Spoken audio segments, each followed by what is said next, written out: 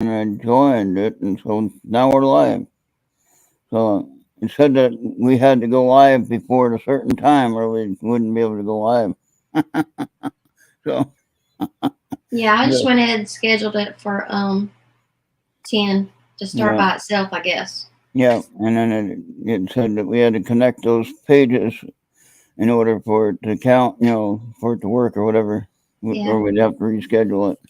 We don't want to reschedule. Forget that mess. So because there's only one Friday every week, right? that's right.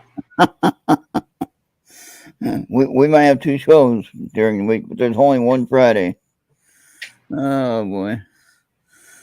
Now I had a nice little drive today. I did all right. It was pretty nice weather. It's kind of a long drive just to sign a piece of paper, but anyway, we got it done, and we're good to go. So, but I did get to have some McDonald's for lunch. So there you go. So it wasn't a total loss. What do you like at McDonald's? Hey Justin, how you doing? I usually get. See, I don't have any teeth. If nobody knew that, I have no teeth. I tried dentures and they don't fit right. I gotta get them adjusted and fit. Gotta get them fixed or whatever. I'm considering getting implants, but I don't know if I want to spend that amount of money for you know what a short amount of time I have. You know, I don't think that the amount of the implants is valuable in a sense. Although I would like it in the sense that I wouldn't have to worry about the dentures. You know what I mean? Yeah. So I thought I'd like dentures, but then when the mouth changes and then the plate doesn't fit correctly on either the bottom or the upper, it was the upper on my problem. And I now understand what other people were talking about when they hurt, they don't feel good, or they're just too much to work with. Mm-hmm. And if you use a gel to put them in there, hey Andy, how you doing? Hey, Justin. Hey Hey, Andy. Bobby, Hey, Bobby. and you put the stuff in to hold them in, and that tastes nasty and everything like that. And so it's like I don't want to mess with all that. So I've been learning how to eat without teeth. You know, and so I eat things that I can. And so I get like the Hey, two double. Venus. I get two double quarter pounders and French fries. Those I can eat without teeth. So Mm-hmm. it's something. Venus, would you like to join us on the show today? Or are you just gonna sit back in the background and cause trouble? Venus never causes trouble, does she? Did you send her a link? No, I guess I should.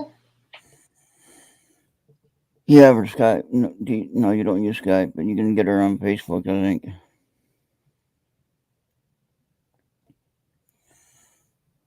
So anyway, I wanted to kind of expand on your show, on your little project that you're working on. Okay. Chaos it is. We said. Well, thank you for that, Venus. You keep us alert, keep us guessing what you're gonna do, and then but what I gave when on my drive, I had given everybody some homework to do. I don't know if anybody did any homework though. So um, what I did though is I did look at the colors of the chakras, which I already kind of knew, which I think most of us know. And so what I wanted to explore is how the frequencies, what you're talking about, the frequency healing or frequency cleansing of the chakras, whatever you want to call it. Mm-hmm. I wanted to. That was coconut rum. Yeah, that's it. Venus coconut rum. You got it. What goes with Do you coconut? usually invite her through Skype? Huh? Do you usually invite her through Skype? Yeah, I can. Okay. Want me to? Okay, I'll do that. All right, Venus, I'm going to invite you through Skype. So keep your right. Oh, and Johnny said thank you much for that song that you shared. And sadly, we can't play it here because there's copyright issues. So I don't want to get banned for playing music that we're not supposed to play. Okay, so we'll just leave it at that, but it was good. But anyway, so there's basically the base of the chakras. There's 7 main energy centers in the body. Okay. Mm-hmm. So my challenge to the people that were watching, and Johnny was one of them, Johnny, you was one of them, and I suggested, okay, you have to research the order of the colors or the chakras, and then what they're connected to and what they do. Now, I haven't gotten that far yet, but what they do, some of them I already know. But I can ramble off the colors of them, but in chat, I'm going to ask you real simple. What is the order of the base energy centers in the chakra lineup? So, in other words, there's 7 energy centers. And now hear me. All right, so there are 7 energy centers, and each one has a color assigned to them. Now that isn't it. There's more to that story. Okay. Mm-hmm. Now some would say this is out of our realm of normal research and stuff like that, but you know what? It's actually part of us. So we have to kind of understand it to kind of grab a hold of it to help ourselves get better, or to be normal physically. Mm-hmm. So anyway, there are 7 colors. So let me see if I can get them right. You tell me if I got them right. I'm not And gonna then know, Ron. you're not gonna know. You I already don't. you looked I it up. don't. You haven't looked it up. No, Come I on. will though, but I don't know Okay. the order of them. So the root chakra is red. That's at the basically the base of the spine. Venus will tell me if I'm wrong. Okay. And then you have orange, which is like near the I guess it's abdomen or whatever maybe. And then you got yellow, which is the stomach. Then you have Green. green, which is the heart, and then you have blue, which is the throat. Then you have purple, which is the mind. Is that 7? Mm-mm. You skip dark blue.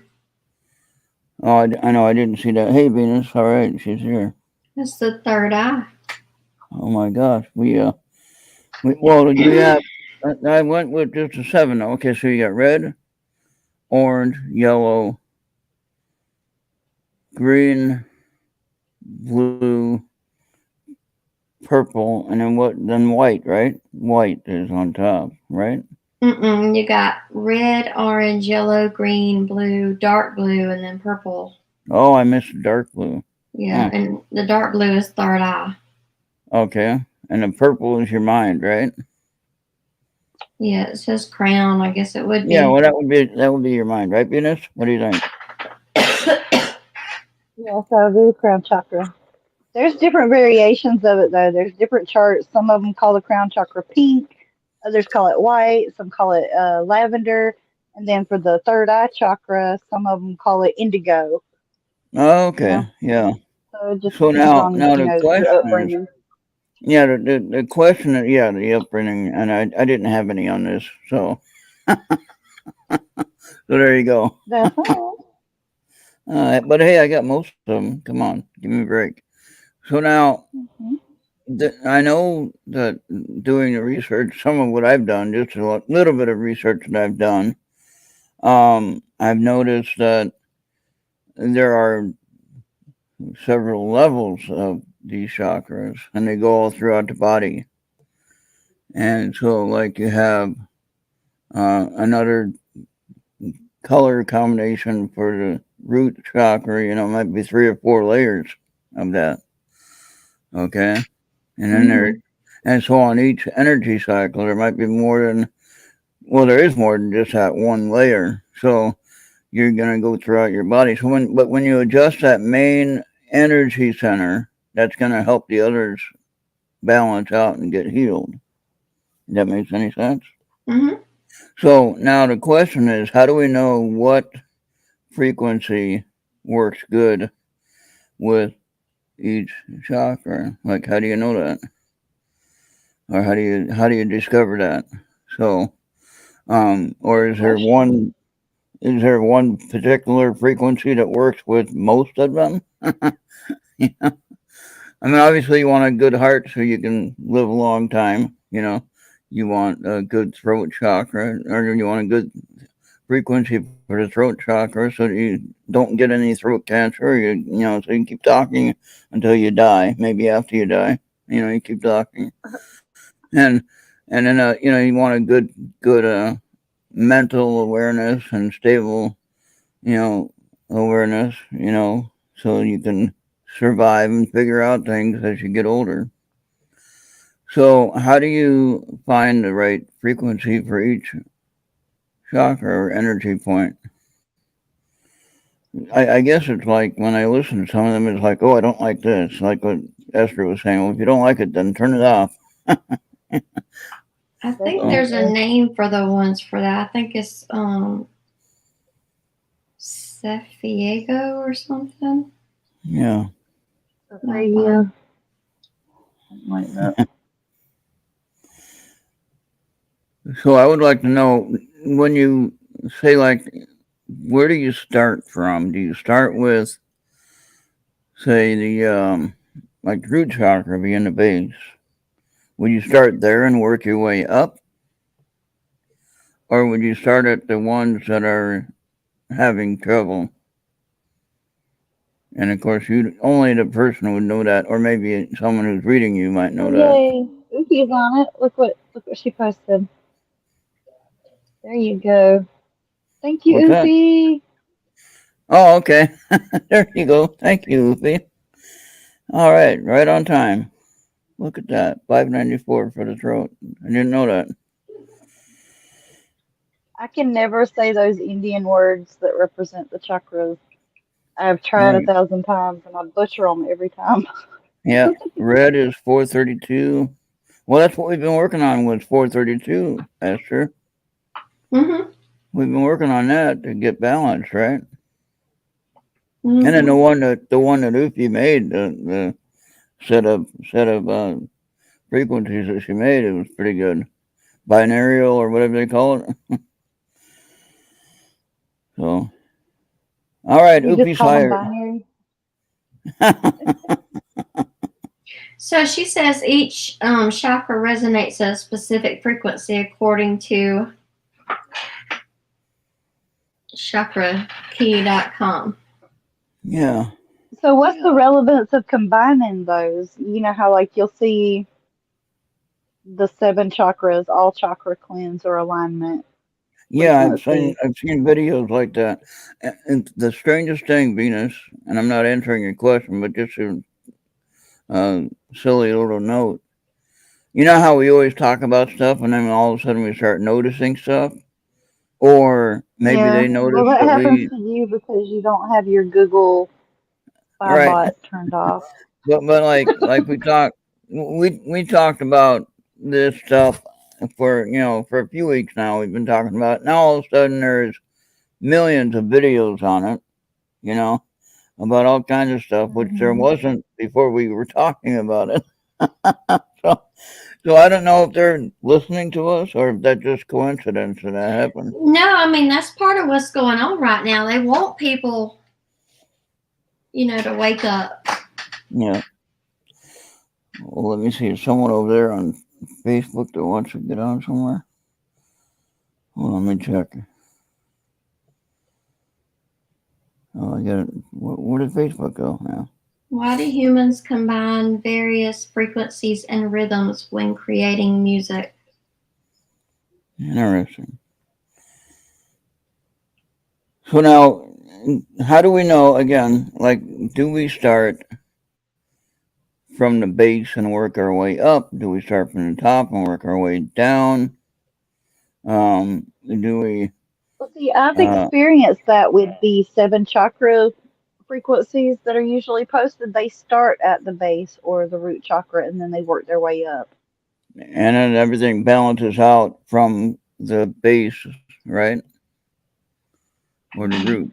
Okay. All So right. are those just energy points or do they have a purpose? Venus. They're meant to cleanse or activate them, I think. The way I've experienced it, it's just mellow. It centers you to have all those aligned properly. Of course, some chakras are a little bit harder to align just by one frequency listening in. Could take several, depending on the damage or what needs to be worked out, more or less. Yeah. All right. How can you tell when they're balanced? Ooh, good question. Well, there's different symptoms that your body will give off. Like, Yeah. say, if your heart chakra is clogged or blocked, you'll have emotional trauma that's causing that. And it could lead to maybe bad relationships. There's also chest. Or no relationship. Yeah.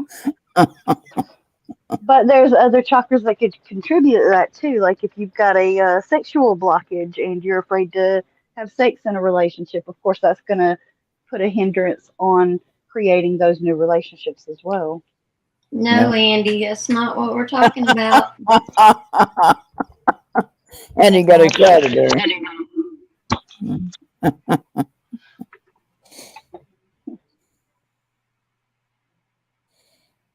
All right. What happened?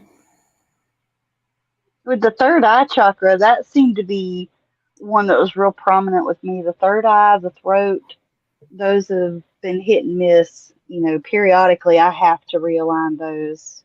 And I mean, like severely realign them because I'll get migraines. I won't be able to sleep at night. Congestion and throat congestion. That's a big issue with me whenever my throat chakra is messed up. Mm-hmm. So then, say if you get that distraction and you can't go to sleep at night, what do you do?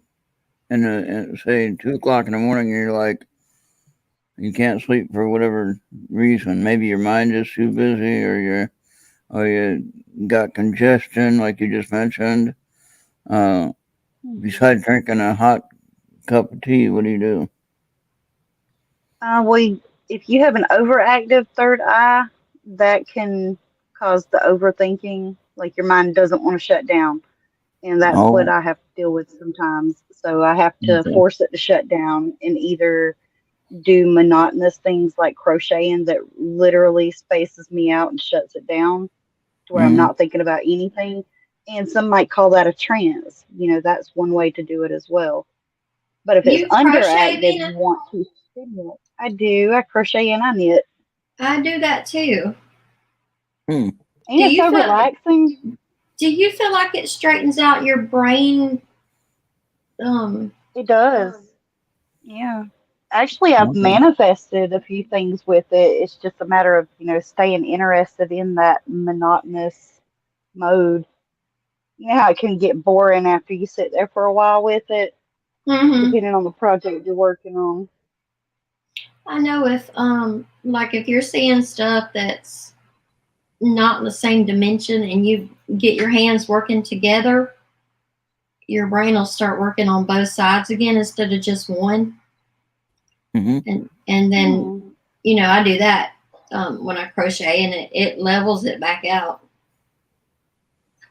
That's Pretty interesting. cool. Yeah. All right. But I don't have to think about it. I just do it. And at the same time, it straightens out my thought process. Mm-hmm. Yeah. So the nice thing that I would like to try for everybody to discover this is take a particular chakra or energy center that you think you might need work on. Okay, so if you look at that list of frequencies that Upi shared, then you go ahead and look at that and try each one until you get one that works with you. And then next week we come back and you can share either on astrology or on this show here. You got 2 days that you can decide when you want to share it. So there you go. That's your homework. So do more Coconut. research. Huh? And more What? coconut for me. Yeah, more coconut. Yeah, I think more rum maybe. So No, I'm not a drinker. I like coconut I'm, though. I'm not either, but I'll drink rum. I'll drink rum. No, I'll have a beer. Not really because I have too much medication stuff to worry about. So I don't really drink much at all. The last, Hey, Oofy's on my page. She loves coconut too. yeah, and the last time I had a beer was at the thing we had in town. The community celebration every year that we have. So I did that. I had a beer then. Then that was it. I don't drink much, but beer is probably good for me. Actually, it probably wouldn't be How too so? bad. How would beer be good for you? I guess hops. Yeah. The way that it's made. Huh. Uh, The not fermentation sure. process? Possibly. Yeah. I know a doctor will tell you to have 2 or 3 to flush your kidneys out. Sometimes they prescribe beer to people in the hospital. Yeah. Oh wow. Like if they're Well, I knew alcoholics or. Mhm. Yeah. I knew wine had some benefits to it. Like if you drink a dry red every once in a while, it'll help flush out your blood. Now, if you're going for a certain test, though, they suggest don't drink anything red. Right? Hmm. So the colonoscopy. Yeah. There you go. Or any kind of blood work or anything like that, because then that magnifies everything, I guess. So, but I don't know what else you got. Esther, I saw the one post you had here on Facebook, which I didn't see that earlier. I don't know why I didn't see that. I need to check my regular Facebook page more often. I can see the fun things you post, and you posted one here. Let me get to it. Hold on. It talks about I gotta get back on omnism. Facebook. I don't get y'all's notifications anymore on there. I've got to go back on there and reactivate it or something. Yeah. I think you changed names too, didn't you, or whatever? No? No, I didn't Omni, change them. Omnisim, OMNISIM. All right, listen to this one, Venus. You'll like this one. The belief that no religion is only truth, but that truths are found in them all, and a belief in a single transcendent purpose or cause uniting all things and people. In other words, it's screwed both Oh, I ways. like that. It's nice, but it's kind of weird because you're kind of like at odds with the other side. The picture is interesting if you see that on the Facebook page. Uh, Well, there's so many similarities between different religions. It's hard to yeah, think that they're not related to one another. yeah. Oh, and Esther Star is doing much better now. So, in case you were wondering about that, Star checked Yeah, in. I updated you last night. Remember? Yeah, and then she had called me today. So, when you all finish with the chakra disco, we have a question topic for the tribe. Okay, Ufi, go ahead. Oh, beer was preferred to polluted water in ancient times. Actually, when I was in Mexico, I was stationed in San Diego. I used to go to Mexico all the time. Back in them days, we just walk across the border. We didn't have all the chaos we have going on now. And I could, as long as I was wearing my uniform, I didn't have to show ID. I just walked across. And they said don't drink the water. And same thing in the Philippines. Don't drink the water. Drink the beer. So Ufi says, what is a soul? the soul is the energy source of the human body. Now, don't get that confused with the heart and the physical energy of the actual life of the body. The life of the body is the soul. Without the soul, then the body would be lifeless. Okay, you can't have Well, one how or do the you other. explain angels and demons? That's different. They're not souls. They're actual entities that have been created. They were, remember now, in my perception of the creation story, the humans were created shortly in the same time as the angels were created. Okay, you had the universe created, then you had the angels, and you had humans right after. Okay? Now, that doesn't mean that humans on earth in the physical form, but human souls were created then. Okay? Hey, Now, Papa Tom. hey, Papa Tom, and I have to keep going over this because not everybody is understanding this, but if you go and look at the one verse that even Jesus said, he said, I knew you before you were in your mother's womb. Now, what the hell does that mean? Mm-hmm.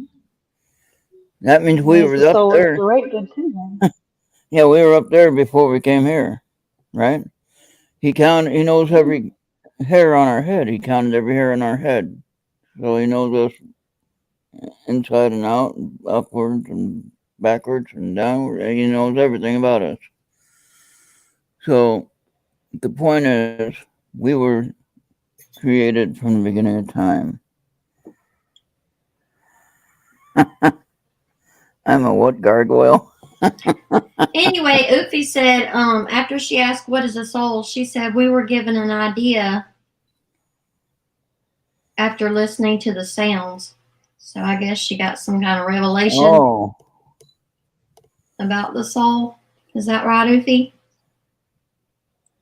I'm Papa Tom with the answer. Soul is a large vat of beer to jump into.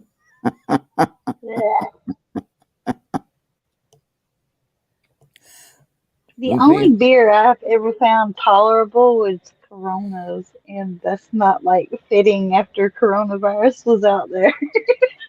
Yeah. Ufi says yes when y'all are ready for it. Okay, we're ready for it. Well, it's chat ready for it though. You guys I'm better. ready. I'm ready. And then in the Philippines we had beer that was San Miguel, which that was much better than water. In Mexico, I can't remember what beer we had. And then I did drink a lot of Rolling Rock when they were their own company before they turned over to Budweiser. So, but yeah, in case nobody knew that, spoiler alert: Rolling Rock is no longer I owned sure by their didn't. own. Huh?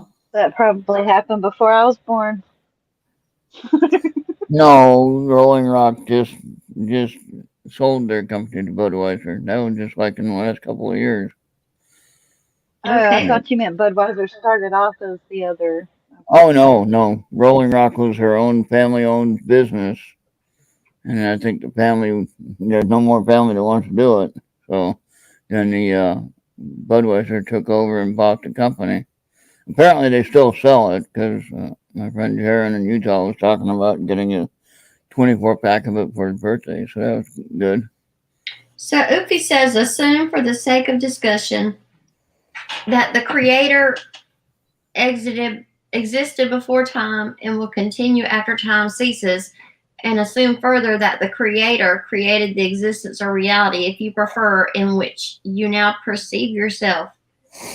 This really is bound by the laws of physics of this reality. Yeah, and then when we cross over, The or soul is a part of the creator.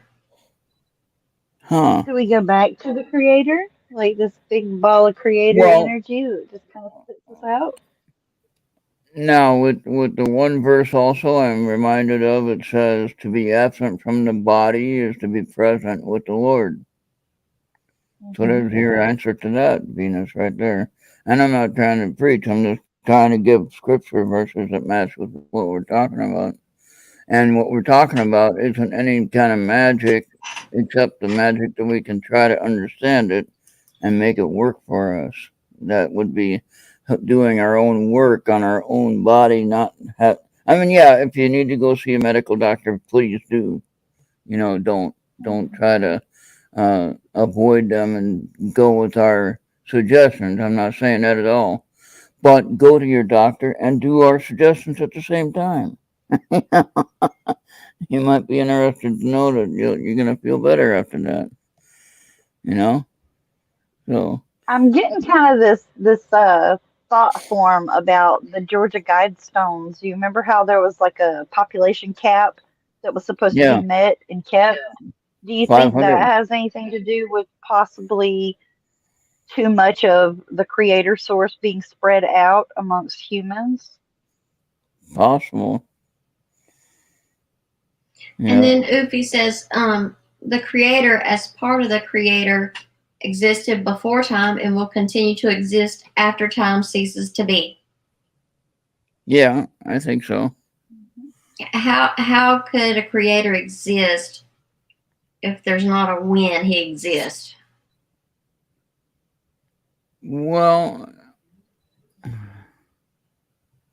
that's hard to understand, but the thing of it is, it does mention that again in the Bible. It talks about, I am before, Christ says, I am before Adam. Now, how is a 30-year-old man going to be older than the first man, Adam, right? So, Jesus is talking about in his higher self. He was before all mankind, obviously. Okay. Now, the Creator must of necessity exists outside of time. Yeah, and that's so that he can know everything. Omniscient, in other words, is the word. And again, I'm not a trained theologian, however you want to say that. But I do kind of understand some of that because I read the Bible a couple times. But there's still a lot of questions I have, and what they talked about, like don't go to a seer, kind of like what we all kind of do, a seer, and don't go to the seer and get your answers. You got to go to God and get your answers. Ask Him questions and directions. All right, But but if the creator God is in everybody, would that make a bigger chunk of him or her or it in a seer?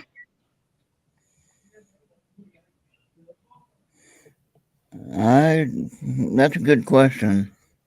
But I don't think that what we do with tarot cards and oracle cards and the little stuff that we do here is not the same of what they were doing in the Bible.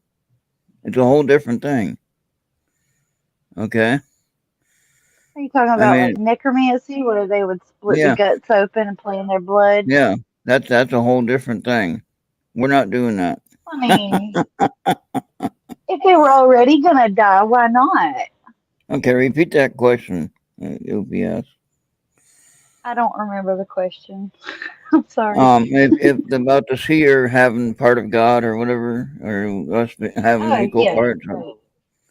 So Yeah, so how if does the it? creator source was putting itself into humans for the sake of spreading out in the form of souls, would that mean that a seer has a bigger chunk of that soul or energy placed in them, or maybe a designation of them being a speaker for the source? There Wow. was in the Bible that account. Remember, Ron, of that man that wanted a double portion Yeah. of God's power? I can't remember where it is exactly, but I remember something about that. Yeah. Was it Elijah? Maybe that's why he got taken up, right? I think it was Elijah. Yeah.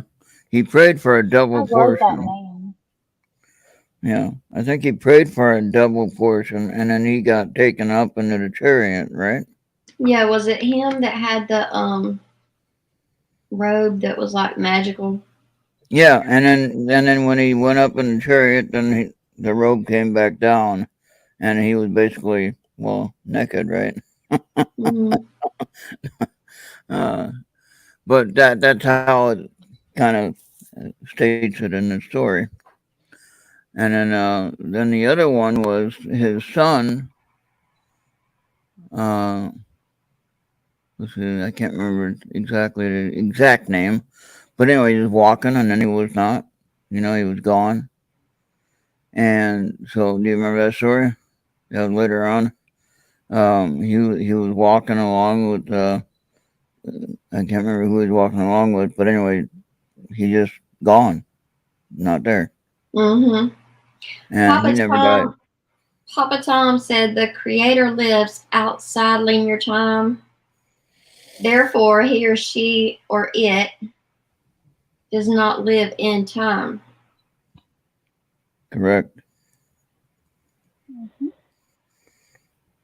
Ufi says perhaps the soul is not measurable by means available to humans. Well, I think that in this human form, we're going to always have questions because we don't see the whole picture. When we get to the next level from this level, then we will understand probably everything we're asking because we'll be more part of it. If that makes any sense there. Oh, So, I like that, Ufi. That makes it sound like a metaphysical Bluetooth device that's being put in us in a way. I like it. yeah. Yeah, and you know how good Bluetooth works. Sometimes it doesn't. And it kind Right? of When I breaks walk up. away from my phone, if I Yeah, go there two you rooms go. over, I sound like a Yeah. robot, Yeah. distorted. Yeah, so that's what we got to be careful of, and I think sometimes in real life when we go our own way and do our own thing, that could be a problem, and we lose connection. It kind of works that way. But yeah, so that's interesting. Good questions, Oopie. How about anybody else? Anybody else Papa got Tom's anything? in there too. Yeah, yeah. We're just conversing. Andy's thinking about tying Oh, Oopie up. Papa, come back. 5 You're, a.m.'s not that extreme. You can hang out No, hey, another girl, share, hour. stay up. Just Papa stay up. Tom. Papa Tom, share your website before you go and your email. He's having a giveaway. He has handmade wooden toys that he makes, and Are any of them he's shaped like mushrooms? he's doing a good giveaway. Go ahead. What? I asked if any of them are shaped like mushrooms. Oh, I don't know. He could probably make one like that. I was just joking. I'm kidding. But if you've seen he shared a link on the Facebook page. If you've seen that, um, he has some incredible pieces that he made. Of course, he does UFO models and stuff. He So, said no one signed up, so it's over. oh, okay. Well, you guys missed out then. He had a giveaway I for know. free gifts. Mm-hmm. So, Oh, sorry, Tom. Maybe all next right. time. Well, share your Night. email anyway. All right. Good night, Tom. Good night, Tom. This is a problem with accessing the Akashic records. The soul, when incarnate, cannot access its full potential. You're right, Ufi. So that's because we're looking through a unfocused lens. The dimly Yeah, lit glass. yeah, darkly, as they say. Actually, that's what the verse says. You're looking through darkly. You can't see it clearly. I think Jesus told Nehemiah that. Remember when he sat down and said, "Well, you can't understand everything right now." Basically, is what he said. Yep. And so I think we all kind of had that or have that problem, but we're kind of inching towards the total or full disclosure on this whole topic of eternal life and things like that. I think most of us are understanding that this is not it. This is not the last chapter. This is only one of the chapters of a big book. Are you interested in eternal life? Like if you could live in your body for as I long as you am wanted to, would you do not it? in this physical form, no, because I'm restricted to planet Earth in this physical form. I do think that our spirit will live forever. Our spirit will continue on, as that one verse says, be absent from the body to be present with the Lord. You can look that up if you want. It's actually Bible, and I believe it. that means that we go to exist somewhere. And of course, then it says the judgment. As it is appointed unto man who wants to die, and then the judgment. But I don't know that it says as what we read in the Bible. Because remember, they took out how many books of the Bible they took out? Some like 20 some books that they More removed. than that, there were Yeah, some that weren't even counted because they weren't books that considered were actual books relative. when women wrote them. Books that were relative that told history that explained some of these questions that we're asking about eternal life. So, so what we're reading today is only a part of what we should have had to be able to make a full decision. So I think when we come to that judgment day, all right, from my own personal opinion, and don't hate me for it, don't get the soldiers out and cross ready. I'm just, my own opinion. All right, I think that when we don't really die with the completely sound mind because we're restricted from knowing everything that we need to know. So when we get before the judgment seat of Christ, we're going to have that opportunity to make that decision at that moment. That makes sense? So, Hmm. um, and some people might argue with me, and some say, "Oh, well, you got to make a decision before you die." Well, if that's the case, then why are we talking so many damn spirits everywhere? Why are people with all this ghost hunting stuff happening? Why are people going through talking to, spirits, this and that? And Bishop Long says, it could be anybody, you know. But then again, if it's not anybody and it's actually one of your family members, then what do you do? Right? So the point of the matter is that we are limited to know the whole truth right now. The only way we can know any of it is when the Holy Spirit, as it says, makes it sensible to us at the moment. All right, and then we can accept that truth as far as we can accept it, which is in the human realm, in the human level. And then on that judgment day, we're going to get an opportunity. What do you say? Okay, and then depending on our answer,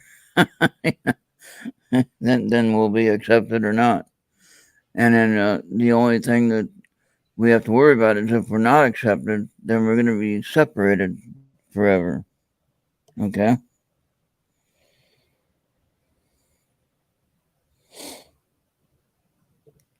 Oh, the soul judges itself, huh? Okay.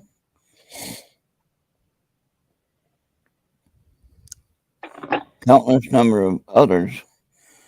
The quote, there are many rooms. Oh, yeah. Has anyone here? I do that, Oofy. I go sit with people and they won't let go. Yeah. Has anyone ever uh, escorted a soul to the nexus of their next journey? I have, but not in 3D. It's happened Yeah. either in dream world or during Yeah. meditations when I'm tranced out. But I don't see Mm. them as going. It's more or less like they're hitching or I'm hitching or something and Now just I kind of had moving.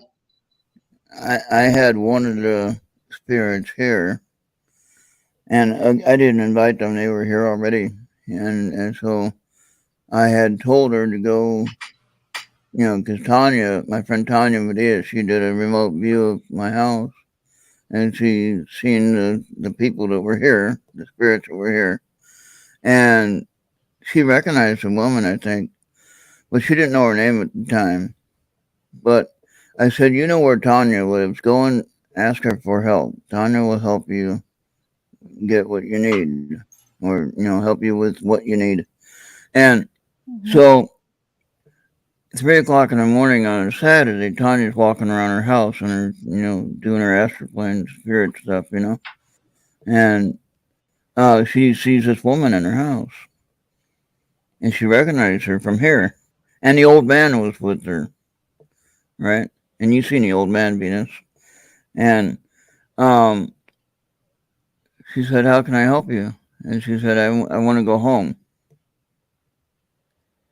Now I didn't have the ability to do that, but I knew how. I knew who could, and that was Tanya. So anyway, Tanya found out her name was Sarah, and the old man left. He didn't want to go home yet, so he came back here. But anyway, the woman went home that night or that morning. And how I know all this is that Tanya told me that story the next week on our meeting that we had each week. So that was pretty darn amazing. I did something good. I did something right, I think. I'm not trying to destroy anybody's existence here. I want to know who they are if I can and try to help them get to where they need to go. Okay? It wasn't Oopie Sarah. No, it wasn't that one. It was another one. But yeah, so that proves that one, they see, like, if you, well, Venus, I think when you remote view locations, the spirits there can see you. Okay, you can see them; they can see you. That's the whole point of being in that at that level, right? So that you can communicate to them if needed, or they can communicate to you if needed. Better than, I think that's more astral projection rather yeah, than remote yeah. viewing. I think with remote viewing, nobody can see you unless you want them to. Okay. I think But maybe then at they that can point, sense it it. crosses over. Yeah. But I think they can possibly sense that you're there, though, You're welcome, right? Oofy. I mean, we can sense that other energies are here, right? We can sense that other energies Definitely. are around us, whether we see them or not. We know that there's energies around us, Some people can't sense Hmm. that. but some are denying that it exists. So that's the problem. If they set up a block and they create the block, then that means that they're not going to be able to see it. Okay, and what they need to do is take down that block if they're ready to explore and understand what they're dealing with. They're feeling something, whether they want to admit it or not. Oh, thanks for lighting up the moon globe. So It that's a is nice pretty. blue. I That's was a nice looking at blue it. color. Thank Yeah. you. So okay, so how do we not get overwhelmed with all this? Um, You take it little steps at a time, yeah. little bits at a time, because too much at once, you know what that does. Andy says a white moon probably is. He says it's bigot. Oh, bigger. Oh, he had it misspelled wrong. Okay. Something else. Oh boy. Uh, yeah, yours yours lights up too, right, Andy? I think so. Yeah. Okay, it has been. Oh, if you can see that better than I can, Esther, go ahead and read that one. From Ufi? Yeah. It has been our experience that many humans are ill prepared for sensing the paranormal. Better to take baby steps if interested. Yes, Esther, a little bit of time. Yeah. A little bit at a time. The human senses are easily overwhelmed. Mm-hmm. Very much so. Is that 2 feet? Like 24 inches?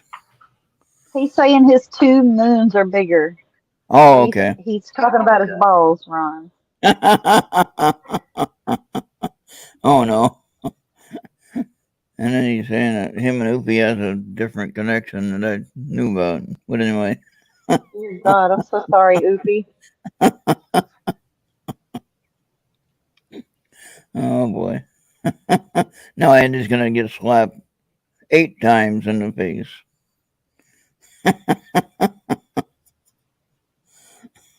Of course, he might like that. Yeah, he would. Oh, boy. All right. So, what else we got? What do you think? What do you think of the Big Bang Theory?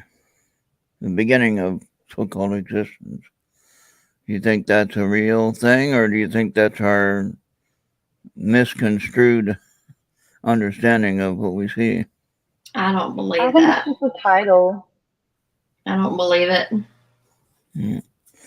Well, I do think that it was created at a certain place, and then the universe has been expanding. But that doesn't mean that the Big Bang caused that expansion.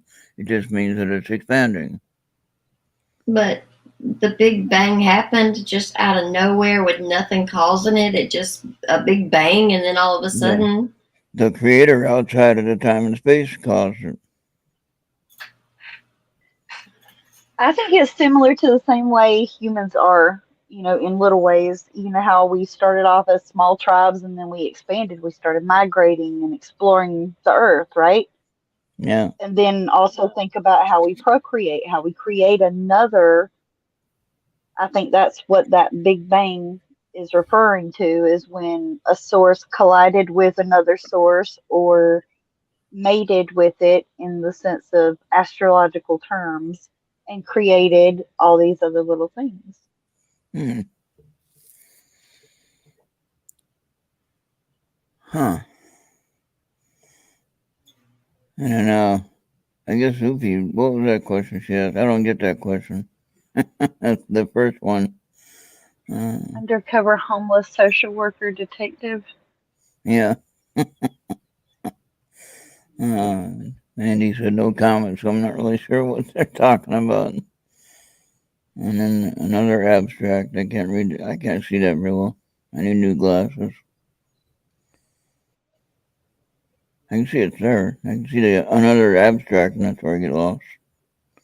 Very similar. That's pretty much it, Goofy. Like in the Lucifer series, but not in like a physically manifested form, like how they appeared. I think it was something that probably wasn't even seen So because it now, was on a different plane of existence when it happened, possibly. what do you think? We know that UFOs are real, although they're still insisting on calling them UAPs because they don't want to admit all the way that UFOs are real. But let's go ahead and stick with UFOs, just like I'm going to say Pluto is still a planet, and it always will be, even though they want to argue that one too. But anyway, that's a whole other show. But aliens, how many races do you think there are? I got an encyclopedia of them. KGB said something like 57 races. It's more than that. Wow.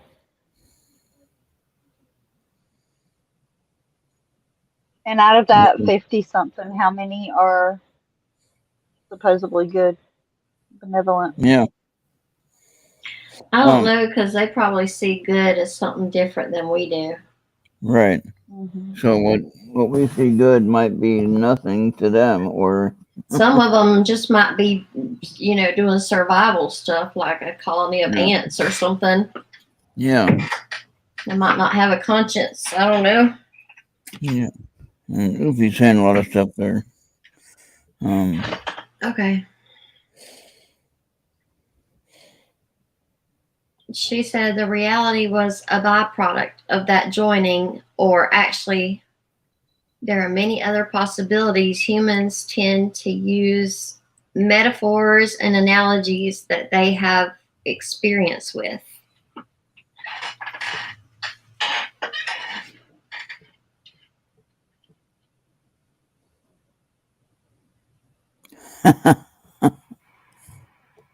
Andy.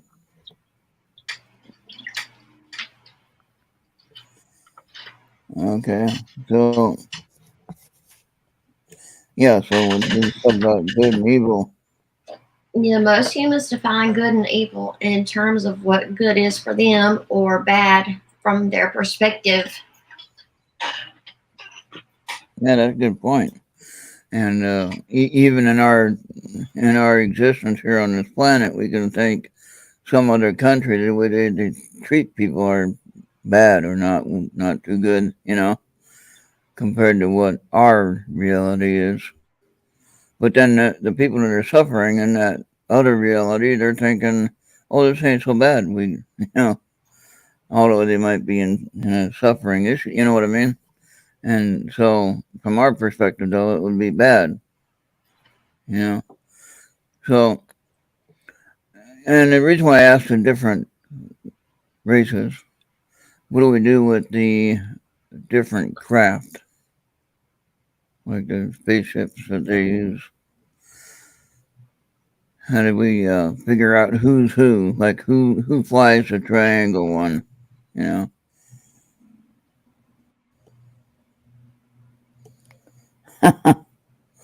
Andy wants Oopie to call me. We can talk.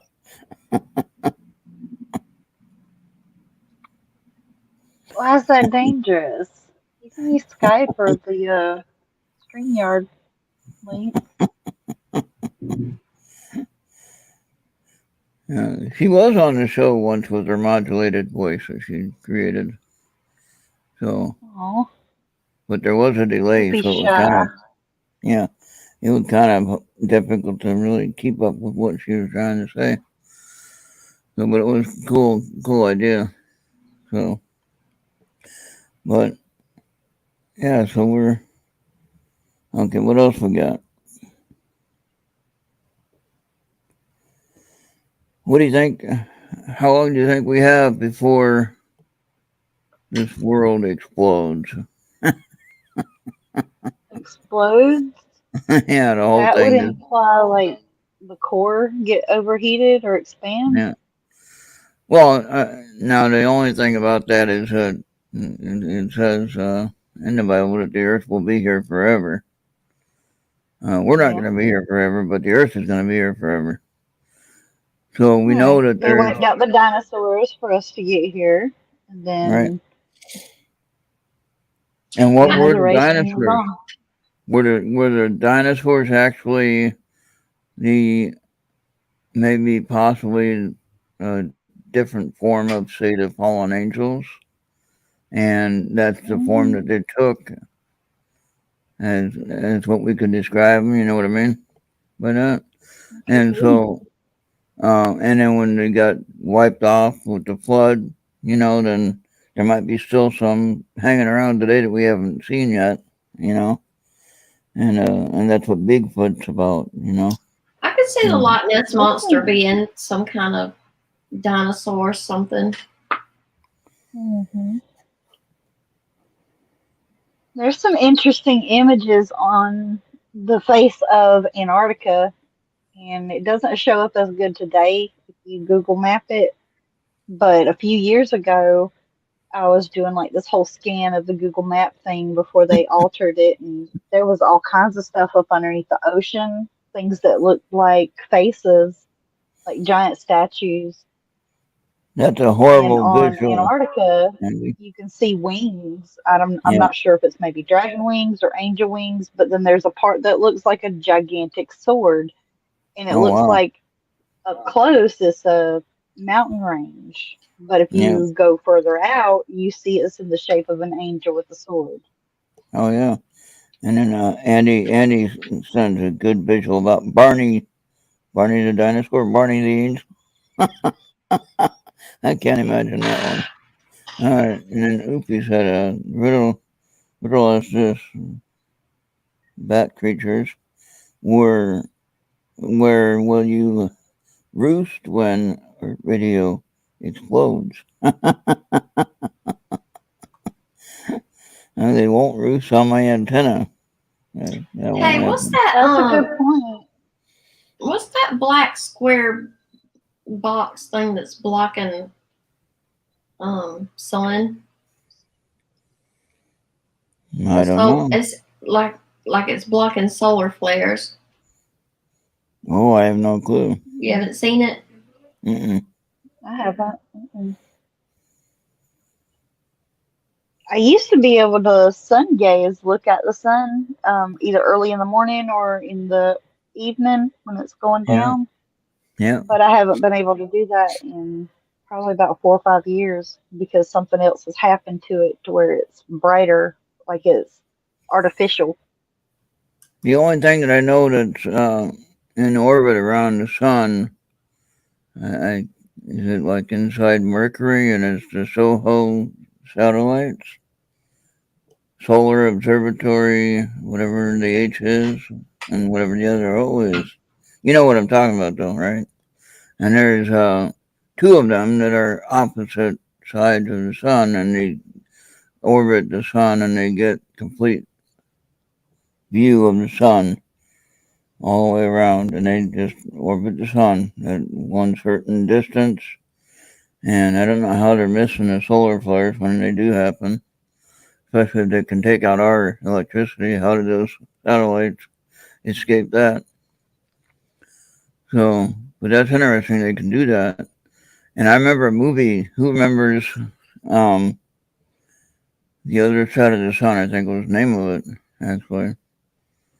And what they anticipated was there was another Earth on the other side of the sun. We couldn't even see it because we were at opposite sides each time. But they took a rocket out to find it. Do you remember that movie at all? It was in the 60s. Mm-mm. I've heard of that theory Yeah. where I think that's actually what they were portraying in the story I heard was that that's where the angels gather on the other side, on the planet, on Oh, the other okay. side of the sun. In that piece we read from the Lost Book of the Bible, there were creatures around the sun that had like a face of an eagle and the body of a tiger. Oh, yeah. It Yeah. sounds just like the Anunnaki is what it sounded like. Yeah. Now, do you think that any of us have? You think that any of us have the ancient angelic traits that we were basically born with from the spiritual side? Okay, like for instance, I like to prospect for gold, right? Why is that?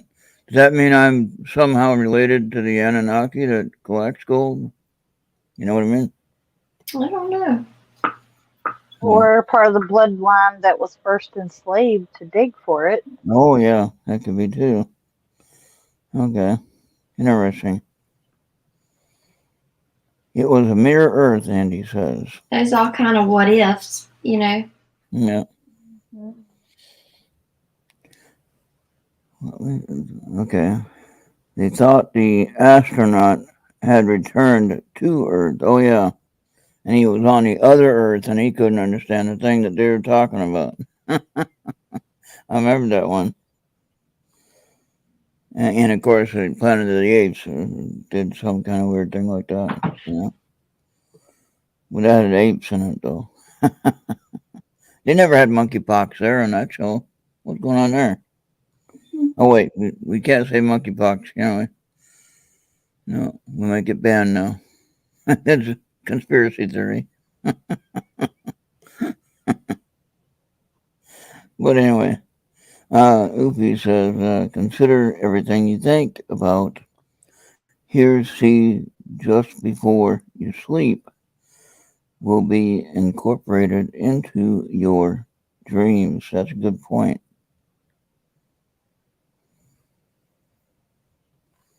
Oh, For some of us. He killed himself crashing into a mirror. That's interesting. Because I saw another Netflix show where the kids were doing some research and they found out they can go to the other universe by going through a mirror. Okay? And what's interesting, Venus, is you're talking about the scrying subject, with using mirrors and whatever, and which is kind of a weird thing to talk about, but, we need to know about it so that if somebody tries to use it, we know what's going on. So the one guest on Entity Voices on KUNX radio, they had a woman on there called Mary Jo. And she was a guest at the Conjuring House for whatever reason she's investigating that. And anyway, she had a mirror that she bought from another person that made it, and it was a scrying mirror. And she had a video on it, or a video camera on it, and it caught some black smoke in the mirror coming out of the wall over a chair. And normally that wouldn't be there with the human vision, Yeah, that's kind of creepy. So, someone called from the work, or called her work where she was working and said, "You got some black smoke in your living room coming out of the mirror." Of course, she didn't believe it, but then she went to go look at her live video, and it was like that freaked her out. So you could imagine that. Heck yeah. Freaked me out too. Yeah. So be careful what topics you choose to discuss here. What is that about? Oh, because of our dreams at night. Got you. Yeah, got you. Well, see, I think that's somewhat true, Oofy, but I don't particularly watch apocalyptic stuff before I dream about them either. So when Right. stuff like that happens in the dream world and you haven't been researching certain things or haven't been discussing them, then it kind of makes you wonder where they come from. Mm-hmm. And I think that could be the parallel universe aspect of things. Is we see things and we have, like, I had the problem of the disappearing car. Why did I see that? Well, the car was in the other universe, or on the other Earth or whatever, on the other planet, wherever that is. Now, I don't know how to explain the disappearing car. I've had the disappearing car as it was coming towards me on a 2-lane highway, no place for it to turn off. You just crossed a dimension right there. Yeah. Is what happened. I think so. Yeah. And so I had that happen a couple of times here, and one was the car was behind me, and again there was no place for it to turn off. Cornfield, And then I had that one that was coming at me, which should have been traveling 60 miles an hour. I'm going 60 miles an hour. It should have went by me, but it didn't. And that was just kind of weird.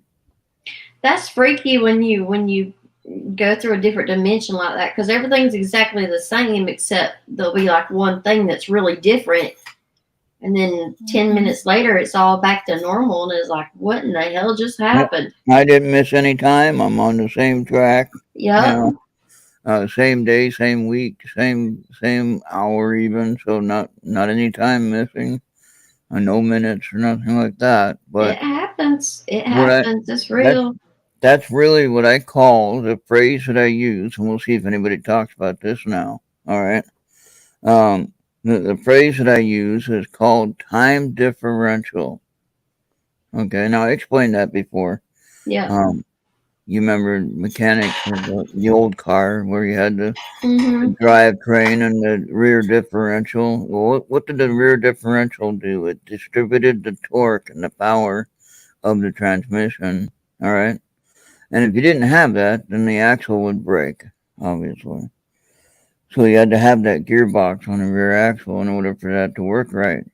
So in this case here with the time differential, there's something that they're trying to show or something that I need to see, whatever that might be, I don't know. But anyway, just to make note of it or to take notice of something, that's a good thing. That means that you're aware of it. Like when you see the 111 or 1111 or whatever, all 222, 333, all that, when you see all those connections like that, there's something that's trying to tell you something, be aware, take notice, Mm-hmm. and so, don't be afraid of it, just be aware of it,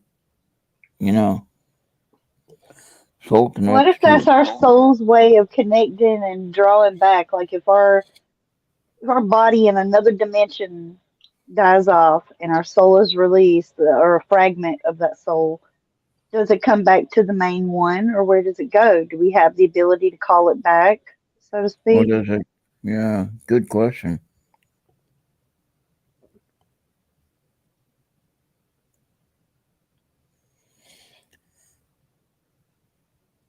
Because jumping through those dimensions could be a part of that process. Like you're about to witness the ending of the body that holds a fragment of your soul, and so you're there to collect it.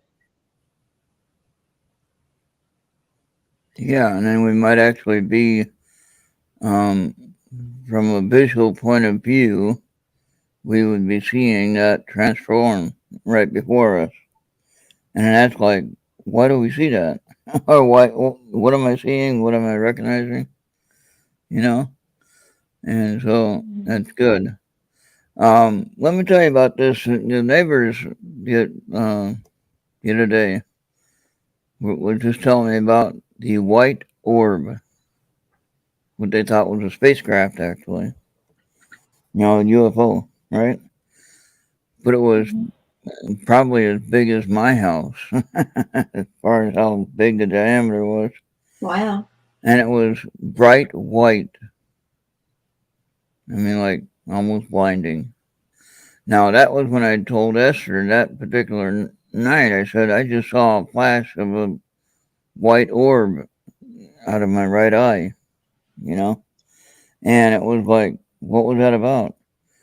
Now, that was the same time when my neighbors saw that giant ball go over the town, and then it sat in the cornfield and it waited for a few minutes. But then that's when I saw that flash of white light. All right. A little So, scout scoping you out. well, what I'm thinking of is if you remember in Star Trek when they use where you see the aliens doing the scan of the ship, and they use this a light to scan the whole ship, that's a signifies a scanner scanning all the life forms, right?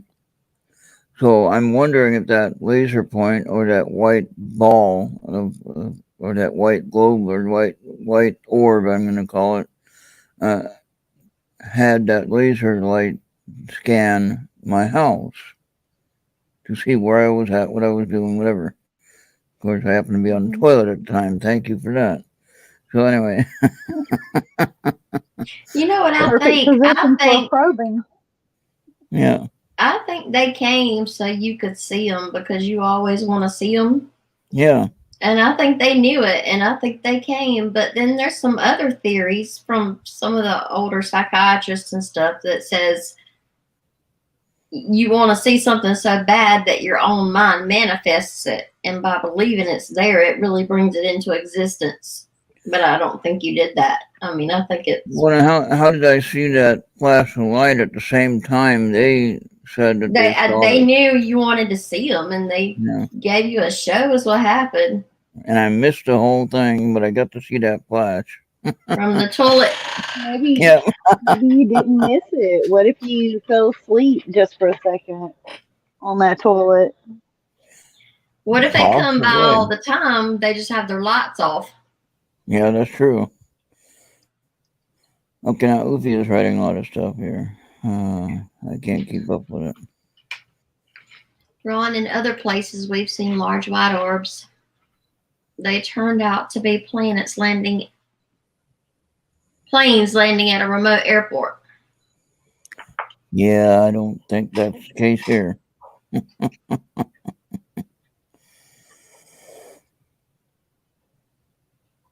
And what is that one above that one? V, if the soul is timeless, then it's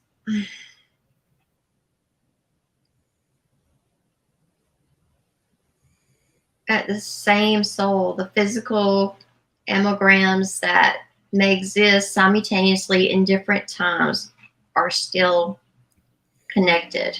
Oh, good one. Mm-hmm.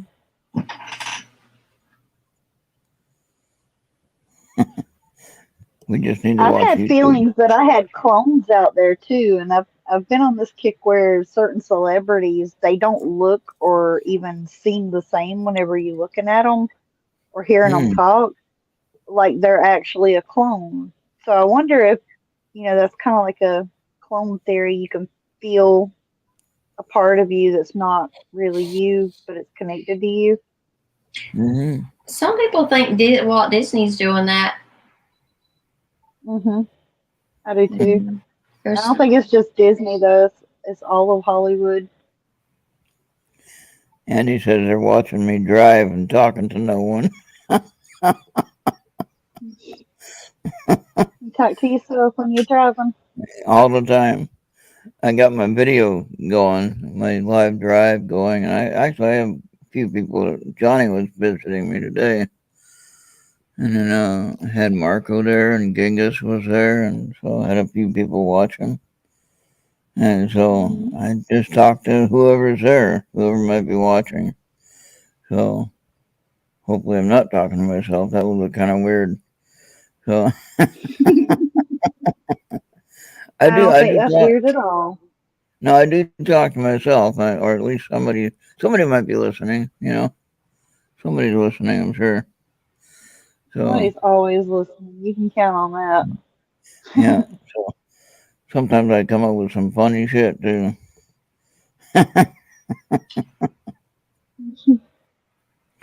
Yeah. I don't know. I can't remember the one I thought of. I'll probably remember it tonight when I'm sleeping again. I'll come up with it. I do that quite often. I think of a joke when I'm sleeping, and then I wake up and I'm like, that was funny. And then I don't remember what the heck I was thinking of. But it was funny, though.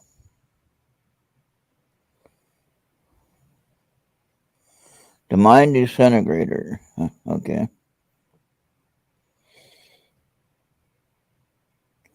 All right. So, all right. Who's got each chakra that they want to work on? I keep a journal, Ufi. I do not keep I'm a bad note taker. So I write everything down because I'm so forgetful. There's so much in my brain. If I don't get it out, then it just kind of clogs everything up, drives me nuts. now, I was thinking of a alien craft that I was on, possible. Yeah, I told Esther about this design. It's 3 disc ships, and they're all the same size, but they can all be connected together and like go through the portal, whatever it is. And then when they get to wherever they're going, they separate and they do their investigation. Like if they're here on planet Earth, they might be all by, one at a time, be by themselves, one part of the Earth or the other, And when they go back to wherever they came from, they connect back together again, and they go as one, three into one. So, if you remember in Star Trek with the USS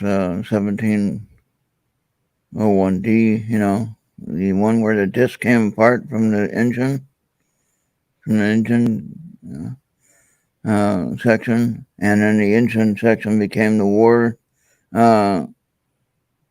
part of it, and the disc shape was the salvation part of it, basically protecting the families of the crew.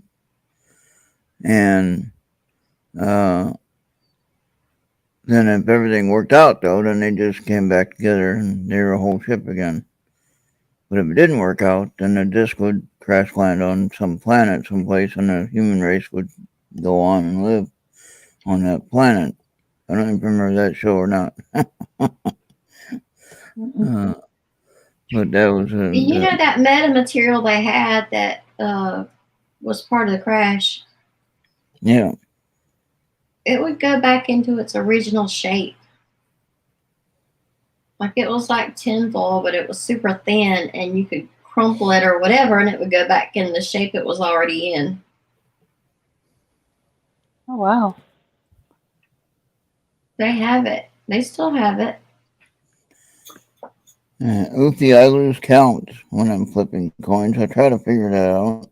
Colonel Corso wrote a bunch in his book of the technologies that came from those crashes.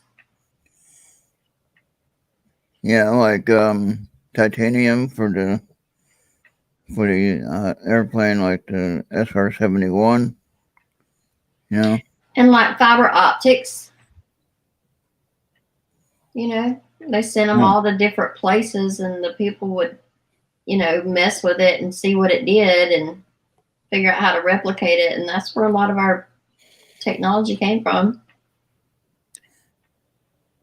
And Oofy's question, can we predict the coin toss with better than 50% accuracy? Well, I think I've been at 40%, to be honest, just estimation. And that's just flipping a coin, guessing which one it's going to land on.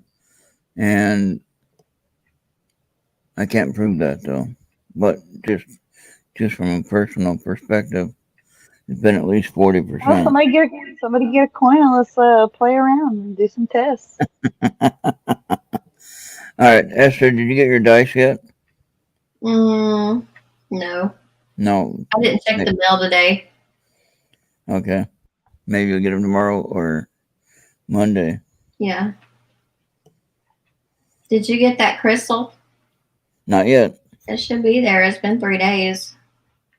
Yeah, but it'll be in the box tomorrow if it's there. And if it has to be signed so that I get it, then it'll probably be Monday when I get it. So it'll be all right. It'll get here. So yeah, she sent me a heart crystal, right? A heart crystal. How big was it? Like 2 inches across? No, it's like it's about like this. Yeah. Yeah. And then it's then another quartz crystal, clear. It was already kind of shaped that way, and then it looks like they just buffed it or something to make it shiny. Yeah. And then I was learning all about how to tell if it's glass or not, right? Because, you go to some of these shows, you might be buying glass. You don't know. They sell it like crystal and you're buying glass. This wasn't a show. It's a shop that's there all the time. But, even the clear crystal quartz, was only like $40, and Yeah. anywhere else it would have been probably $180 or something. Yeah. And I've seen on eBay and on even Amazon, I've seen them. Some of the bigger sizes go for a couple of grand. Mm-hmm. I don't know how they can get that much for it, but that's what they're valuing it at. So I don't know exactly how much it would be valued, and I'm not going to pay a couple grand for a piece of quartz.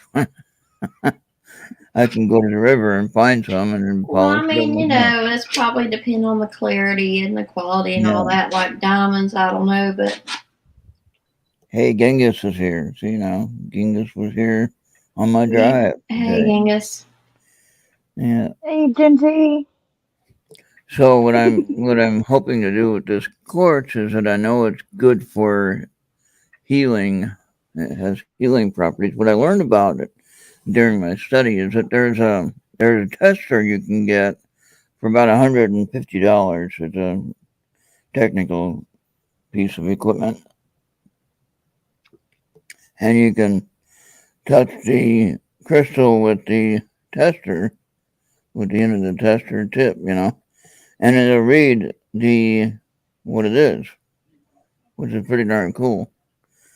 And what they said is that quartz crystal actually gets hot, becomes hot, and it actually transfers the energy.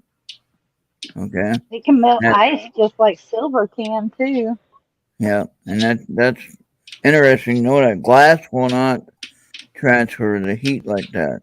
Glass will just kind of like disperse it, but not transfer it.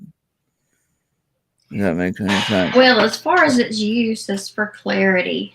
Yeah. So that'll be fun when I get that. I'll do some testing on it, just on my own personal level. I'll know from the sense of what I feel about it. All right. So I'll let you know. What happens if you put quartz in a microwave, Oofy?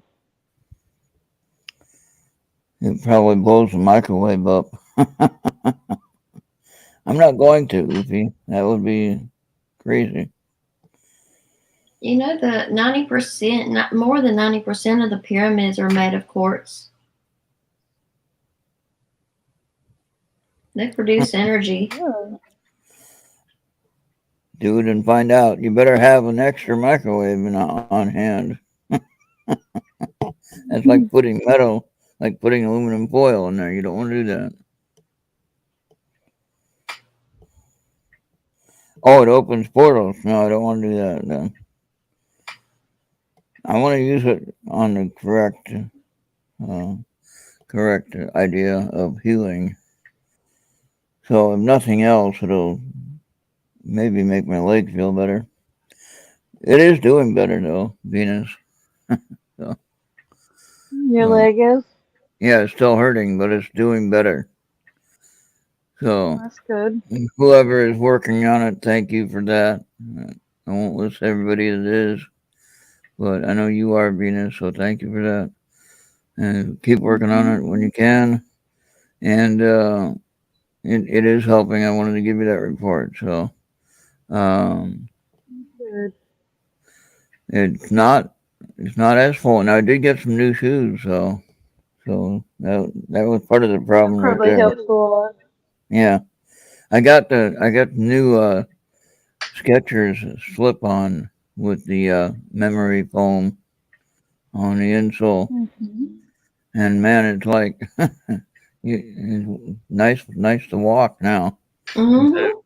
on the flat insole. I had nothing, so that could be part of the irritation my foot was dealing with, which it was already in bad shape because of the, there's capillaries on top of the foot. That's what's gone bad in my feet, and that causes the swelling in my ankle areas because the blood stays there. It doesn't come back up. Oofy says listen to the sounds and reprogram your DNA. Oh, yeah. Go ahead, Venus. Didn't you say that came from you diving years ago? Like the That's what I capillaries? that's what I believe, that I might have that might have been an after effect of my poor planning. uh, and it's catching up with me now. But there's ways that they can make it flow better when they do that procedure they need to do, which I'm going to be looking with this enrollment period of the insurance. I'm going to be looking at some personal insurance that I can pay for, maybe get a better deal than what I get with Medicare. I mean, I can still keep Medicare, but I'll have my own personal, uh, you know, provider that can help me with this other stuff that Medicare is having trouble, approving it for whatever reason. And I don't know. They had 4 doctors that said I need it, and it ain't gonna get any better unless I get it done. And basically all I do is they close off the compressed veins that are not flowing correctly, and then they route it to the main artery, and then the veins themselves just dissolve, and they don't even take the veins out anymore. So less cutting, less scarring. You know what I mean? In the old days, he used to strip the legs. They used to strip the veins from the legs, and that I could imagine that would be painful. So this here would be painful, but not as bad. So that's a good thing. Okay, listen to the sounds. Ron, reprogram your DNA.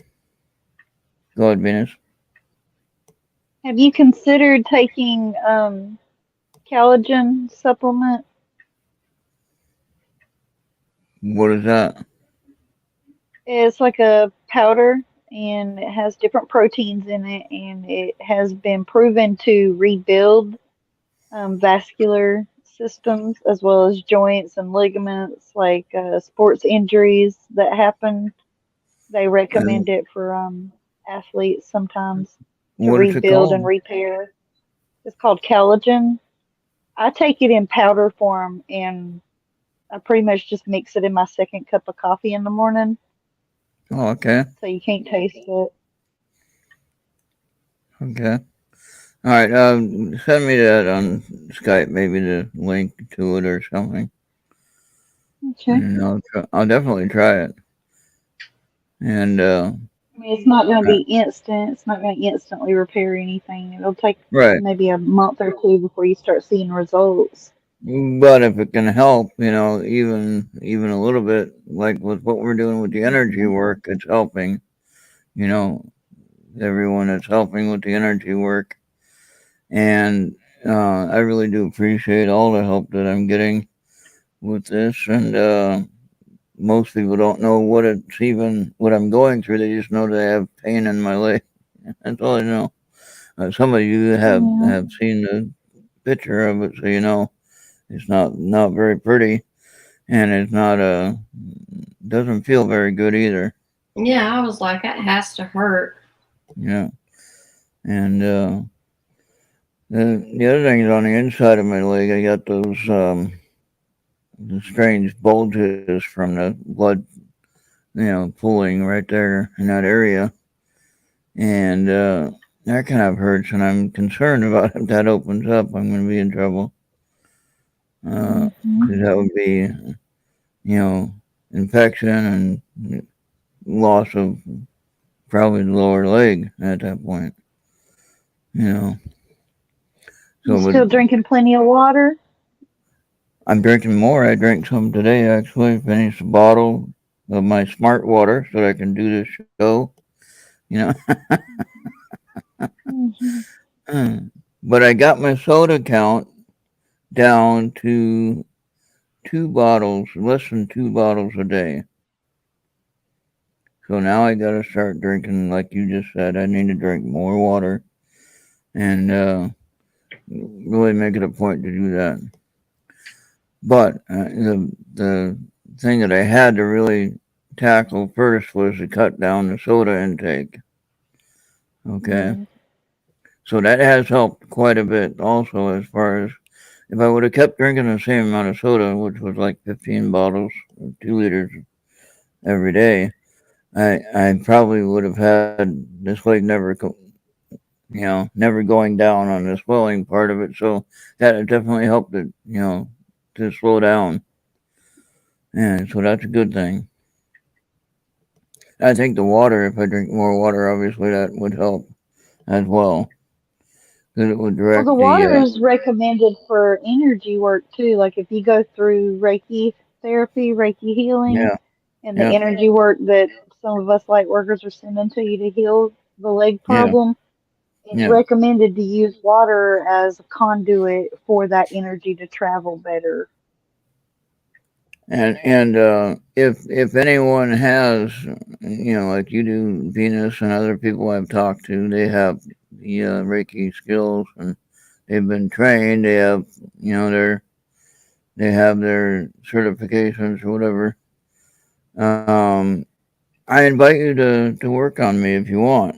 You know, I know that what you're doing is good work. Most of the people that I know personally, that know my situation, they know my leg disorder, and you're welcome to send your energy this way, prayers, whatever you got. Just putting that out there for anybody that's interested. And I know a few people that are really gifted in the Reiki uh, business as far as the healing and stuff. So Hmm. reaching out, just trying to. That sounds kind of funny to be asking, just pointlessly asking people to help. But I do think that those who hear it, they'll help, you know. And I might not even know it. They might not ever tell me, but I'll know it when I see the results, you know. And I know a few people that have been working on it, and when they do their uh, work that they do, the light work as you call it, when they do that, I can tell that someone's working on it. Because one, I can feel the energy on my leg because it's warm. It feels warm a lot of Hmm. times. That makes sense? I don't know if that makes sense or not. Oh yeah, Um, it's supposed uh, to. Some feel it getting colder depending on what type of work it needs to be done. If yeah. it's something that's overactive, then you would feel a cooling sensation to kind of cool it down and slow it. Whereas in your case, it needs to be reactivated, so the warming sensation would make more sense. And that's what I'm feeling on that. Whoever is working on it, which I appreciate that because that does feel good in a way. I can feel it, and it does feel good. So keep that going. And of course, will go back to the doctor and I'll try to get an appointment or whatever. But then again, we got winter coming again, and here when the snow comes, we don't drive anywhere. Okay. Um, the if you try to go to South Dakota, which is where I have to go, uh, Sioux Falls, South Dakota, which is the heart center for the vascular center, and Hmm. they do that procedure there. But if it's snowing and we got blizzards everywhere and the roads are going to be closed down, I'm not going to go anywhere. And matter of fact, if you see in the No. news, South Dakota, Sioux Falls actually was snowed in from a major blizzard this year. That that would be right where I would be going if I had to go for that procedure during that time. And I'm not going to do that in the wintertime because then I'd be Hmm. stuck there or whatever, be off in a ditch someplace, because I want to go get. No, I got to do this in the warmer months, and I only got a few, like 4 months that I got the opportunity to do this, you know. So that's the problem Have that I you thought have. any more about moving to warmer locations? I want to. I got 3 payments left on this house, and then I'm thinking about it. I But think it'd be better for you as far as getting around doing what you need to do. yeah, and I want to have a bigger property. I mean, uh, I want to have I would like to have 5 acres, to be honest with you. Just 5 acres, nothing, just dirt. It don't matter. What would you do with that though? I mean, the more you have, the more it takes to maintain. Think of it in those terms. Yeah, but 5 acres, I wouldn't have a neighbor's porch light blinding me in the window. You gonna get out And there and mow it every summer? no, it'd be desert. It'd be desert, so there won't be any grass. Oh, So okay. so it might have a river on it, but there won't be any grass. So my ideal land would have 5 acres. It would have not necessarily grass.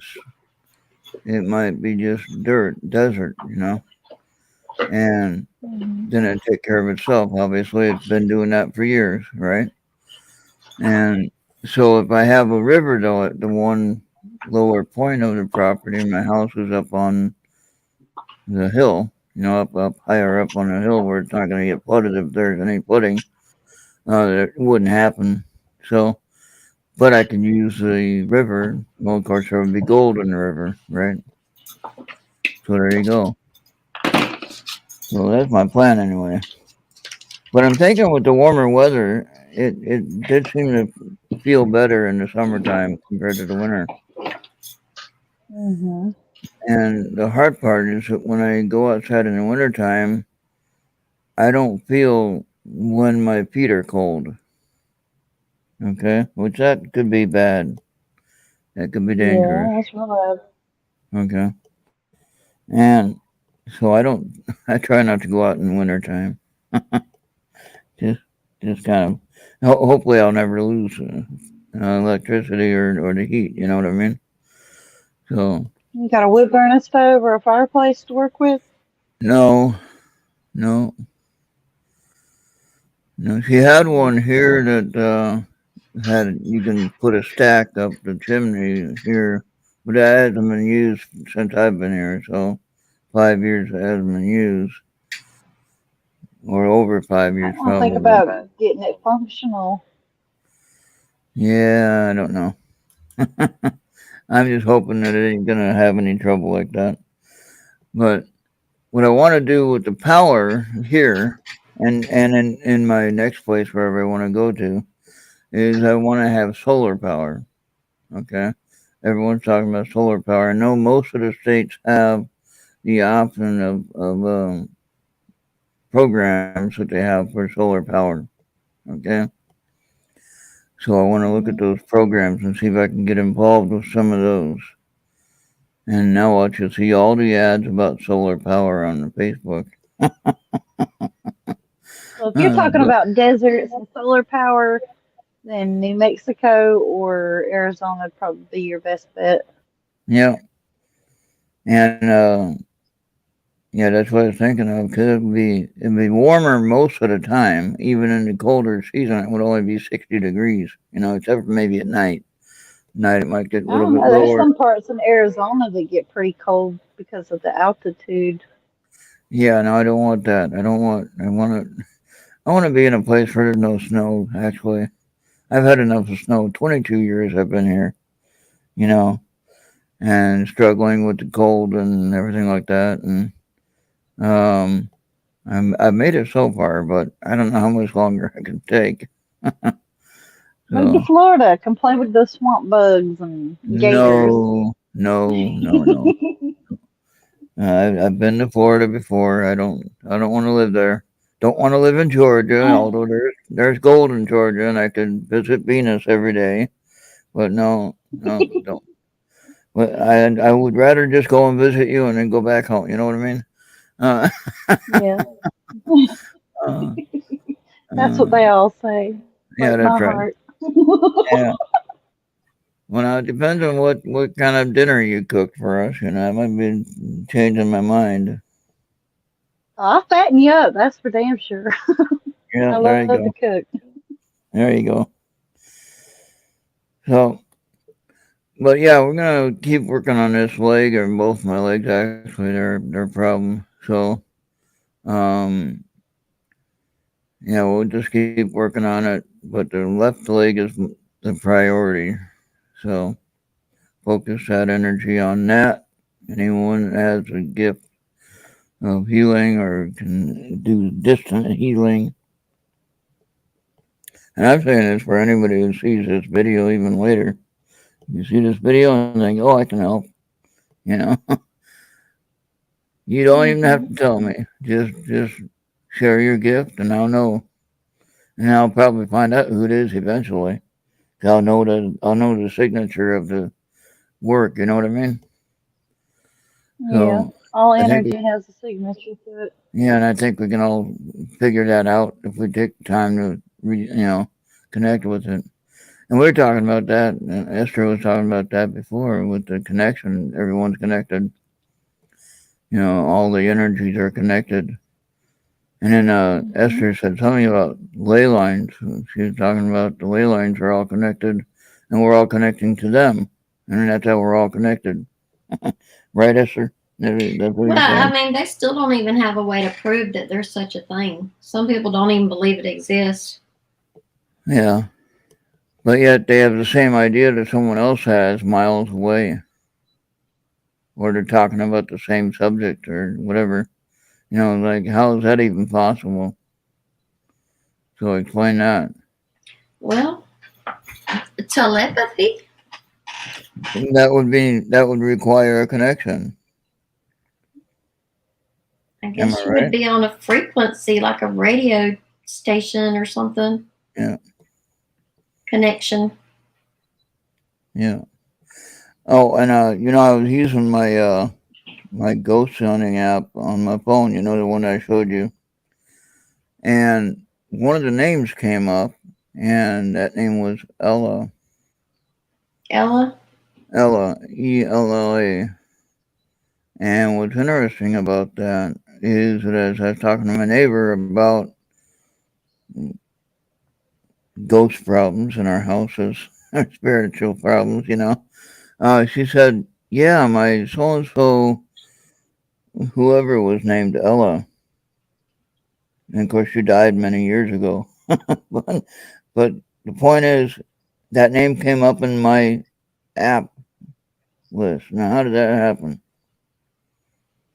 I don't know. I don't know about that. I can run this app right now. We can come up with some weird stuff. But probably not a good idea to run it now anyway. I want to do the coin flipping. Coin flipping, like what? Yeah, like you flip a coin and then we try to guess what it is. If it's heads or tails. How about if you flip a coin because we don't see you? Because I'm not that good at catching. Ron, if I close up StreamYard, is that gonna shut down the show? Why? What's going on? Nothing. I was just gonna close it out and go to bed. Oh, I don't know if you wanted. We probably have to end the show anyway. It's almost 2 hours, right? Yeah, it's almost midnight here. Oh my gosh, you stayed up late for me. Thank you. That was nice of you. Everybody here hanging out with us. That's wonderful. And they'll see it later. And no, I understand, Esther. Yeah. We can probably go ahead and end it now if you want. Well, I'm gonna close it out. I'm not gonna end it. Okay. So I guess. Oh, Bobby says it will just end your session, Esther. Oh, okay. If you just leave the studio, I think. All right. And then I can end it when we get ready to leave. All right. Well, so thank you. Thank y'all. Bye, everybody. Y'all have a good weekend. Yeah. Good night, Esther. Work on that. Work on the chakra energies and give us a report next week. All right. Okay. All right. Have a good night. Okay, y'all too. All right. Bye. Bye. All right. So Venus, I think the chakra work is good for me, and that might help some of what I'm trying to get done as well. What do you think of that? I think if it feels like it's helping, then it will be. Yeah. And I know that when I listen to some of the frequencies that I already listened to, the medication I take, I'm not supposed to dream, but yet I've been dreaming. But I've been What you been sleeping dreaming better. about? Just weird stuff. Like I've been taking trips every single night, and I know it. I mean, taking trips to weird places that I don't understand, and things that I don't even remember when I wake up. But I know that I've been somewhere. And then I've had the problem uh, where my knuckles hurt, like I was hanging onto a shovel or something, digging or something. You know what I mean? Like I was doing some heavy Yeah. work, and the the joints are really, I mean, really hurting bad. Not from medication. It's just from that dream, wherever whatever I was doing. That It might be the pressure of the atmosphere that you're transferring to as well. Oh yeah, because I've had like shoulder There's, pain. You know, I mean, I'm sitting in this chair where I shouldn't have any shoulder pain. I'm not doing any weird sitting. I'm just sitting normal. You know, and then my shoulder is like hurting, like I was digging a grave or a trench or something like that. You know, and like, what the heck is that about? And again, that gripping the shovel to dig, that could cause knuckle pain. You know, and then of course with the shoulder pain, which I shouldn't have, just sleeping. you know, but in my transit state, I've been working. Have you ever had that issue? I wake up a lot with my hands burning a little bit, like they've been on sandpaper or touching something hot. Yeah, yeah, But I do different things in my sleep though that I'm aware of. yeah. But yeah. So I've had this woman or female. I don't know if it was a woman, like an earthling, a human woman, but it was female for sure. And she had blonde, kind of like a blonde hair, short, kind of like shoulder length uh, hair, and she looked familiar, but I couldn't tell who she was. I didn't remember the name or something. Kind of Was it weird. curly? Huh? Was her hair curly? No, it was straight. Hmm. So, um, but she looked like she recognized me, and I recognized her, but I couldn't remember the name. And that usually happens in a dream. So, hey Benjamin, how you doing? All right. Benji. I think Benjamin, he's one of the ones that are in our other YouTube chats that he always hangs out with. I think Mark's and uh, maybe Bill's. So welcome to the show. We're about ready to wrap it up. Be here next week though at 10 p.m. Eastern, and we'll be doing another show. And Thursday we have astrology. Don't forget that. And then if you need music, Thursday night at 10 p.m. we have Space Wave. And next week is episode 152. Can you believe that, Venus? Wow. 152. Bobby is certainly dedicated. Yeah. Now, Amanda's MWAT. Okay, now I've been in this house for 5 years. Can you believe that? 5 years I've been there. And then we've been doing MWAT before I moved here. So I'm going to say she's been doing that for at least 6 years. That's pretty incredible to have a show like that running for 6 years. So if you missed that today, go back and listen to it on Mixwood. I really enjoyed Johnny's show today. He's got some incredible mixes that he does. He's got a hidden talent there. Oh yeah, and hopefully he'll do more, and he'll maybe have a own show that he wants to do. I plan on keeping Earth Radio around a long time, even after I'm gone. I hope if people want to keep using it and keep doing it, I'd like to keep it going if everyone's interested in that, even if it's in honor of me.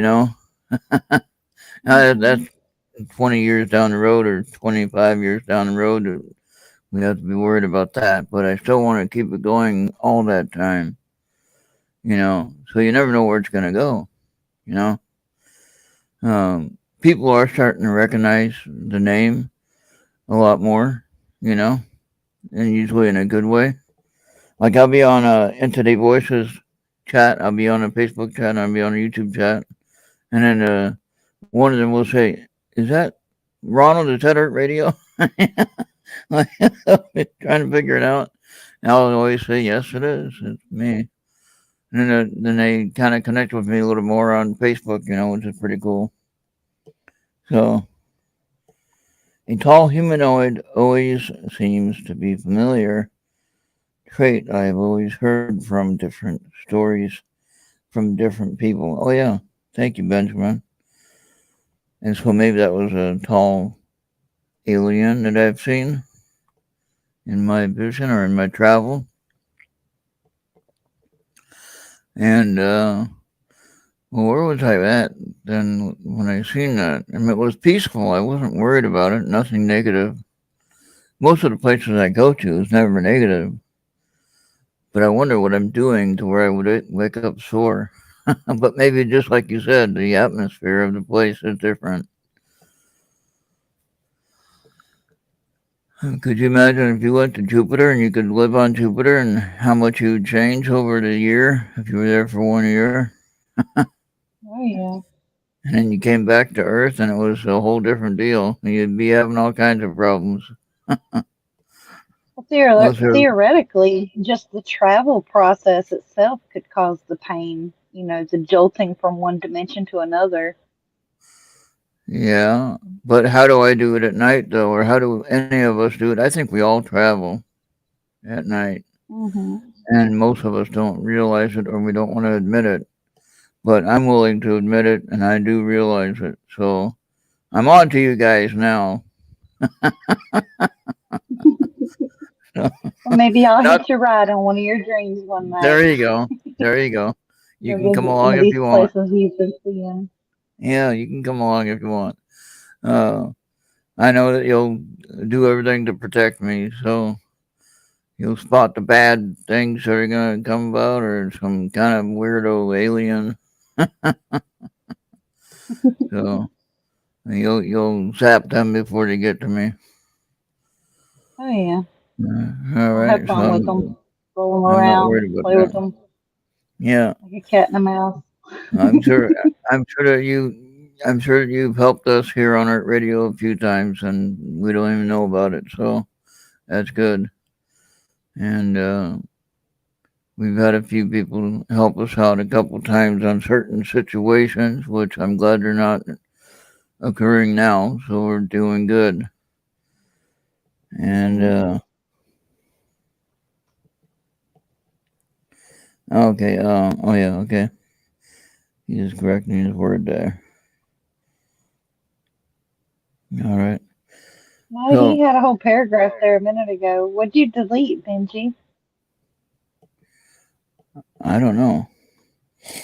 I see the last one that he wrote about the tall humanoid. That's all I see. Yeah, I was in the middle of reading his next message. Oh, okay. But he pulled it back. I think maybe he deleted it by accident. Oh, okay. He probably meant to hit enter, hit the delete button. Oh, there you go.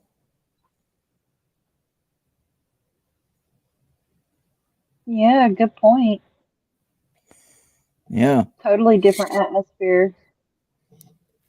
But now explain this, Benjamin. I remember this clearly. I was on a crystal planet, if you will, crystal. And it was amethyst crystal. Now, I couldn't make this up in this memory and think that I was there. I actually seen this. Now, if you think about a crystal field with big crystals out of the ground, and they're all over the planet, except for a few places where you can walk, some reason I was there on that planet, and it was amethyst crystal, clear. Okay. And it was tall pillars of amethyst all over the planet. And I happened to land on this one area of the planet with my guide. And I saw on that planet, I saw two people that I recognized, but I did not remember their name. But again, it was a positive memory. It was a positive outcome to the traveling of that planet. Now, what I asked my guide, I said, "Can I touch the crystal?" And he actually instructed me to touch it. So I touched the crystal and I could feel the energy from the crystal. Amethyst is that way, I think. And what's interesting about this planet, and I imagine all this clear amethyst quartz, or amethyst, whatever, I don't know if it's quartz, but amethyst anyway. Amethyst crystal, I guess. But we're just talking about quartz, though, but this is the amethyst, and I'm talking about clear stone, beautiful, almost like it's, you know, designed that way by humans, but of course it was by the nature of the planet.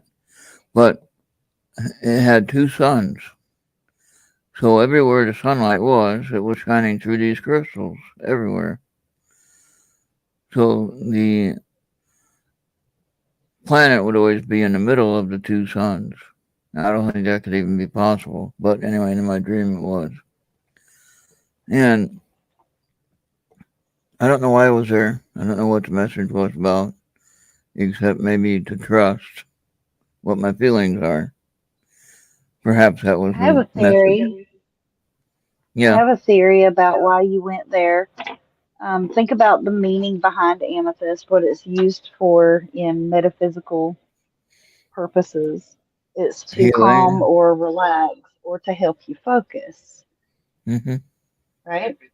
Yeah. So if you got sent there, there could have been something that you needed to recalibrate energetically. Oh. What would be the connection with the the amethyst would be the crown chakra, the purple, right? Possibly. Um, yeah, the crown or the third eye. Yeah. Interesting. So it was possibly telling me to accept what I'm seeing. That Hmm. never made sense to me before. Thank you, Venus. Do you And have any amethyst at home? I do have a small piece that I got from AJ when she sent me her stone, her gem. She sends 5 gems in a little package. You know, Hmm. you know who AJ is, and she sent that to me for helping me with the healing and different kind of crystal therapy. You know, which I'm using that along with my medical advice. You know, so don't worry about that, people. I'm not gonna go cold turkey on the physical medical world. No, I won't do that. Um, I Hmm. will incorporate the gems and the other healing practices that we're discussing. I will add them to what I'm doing in the physical world. Okay. So that way nobody has to worry about I'm not going to miss any medication or I'm not going to miss any appointments that I need or anything like that. But I'm going to incorporate these other techniques as gemstones and Reiki healing, even if people don't believe in that. But I think I think that it is helping, and I think that it does work. Okay, so if I can get help from any angle, why not? You know, Oh. and if the physical medical procedures are not doing what they should be doing or acting as they should be, then I need to reach out and go get some help somewhere. So that's why I'm asking for help. That makes sense. I hope. Then just got a question. Huh? Benji's got a question in the chat about your Yeah. traveling. How do you travel to other planets, Ron? I hope you don't mind. No, you can ask. That's fine, Benjamin. Um, when we this is everybody, Benjamin. Um, be aware of it. Open up your mind to accept it, and you will notice that you will go places that you don't understand. Um, I've been to that planet. I could describe it every inch of what I saw, which is what I just did. And there might be some things I can't explain or express because I don't know how to put it into English. There's sometimes when you travel to places, there's just no way to express it. You have to experience it. When I went scuba diving, somebody said, "Oh, was that fun? Did you like it?" Well, yeah, I did like it, but I can't tell you what it was like because you have to Yeah, do you that have yourself. to Yeah, experience it to it's just really like know it. we can't really explain being an astronaut on the moon. Only the ones who were there can do that. And of course, I think there's only one alive.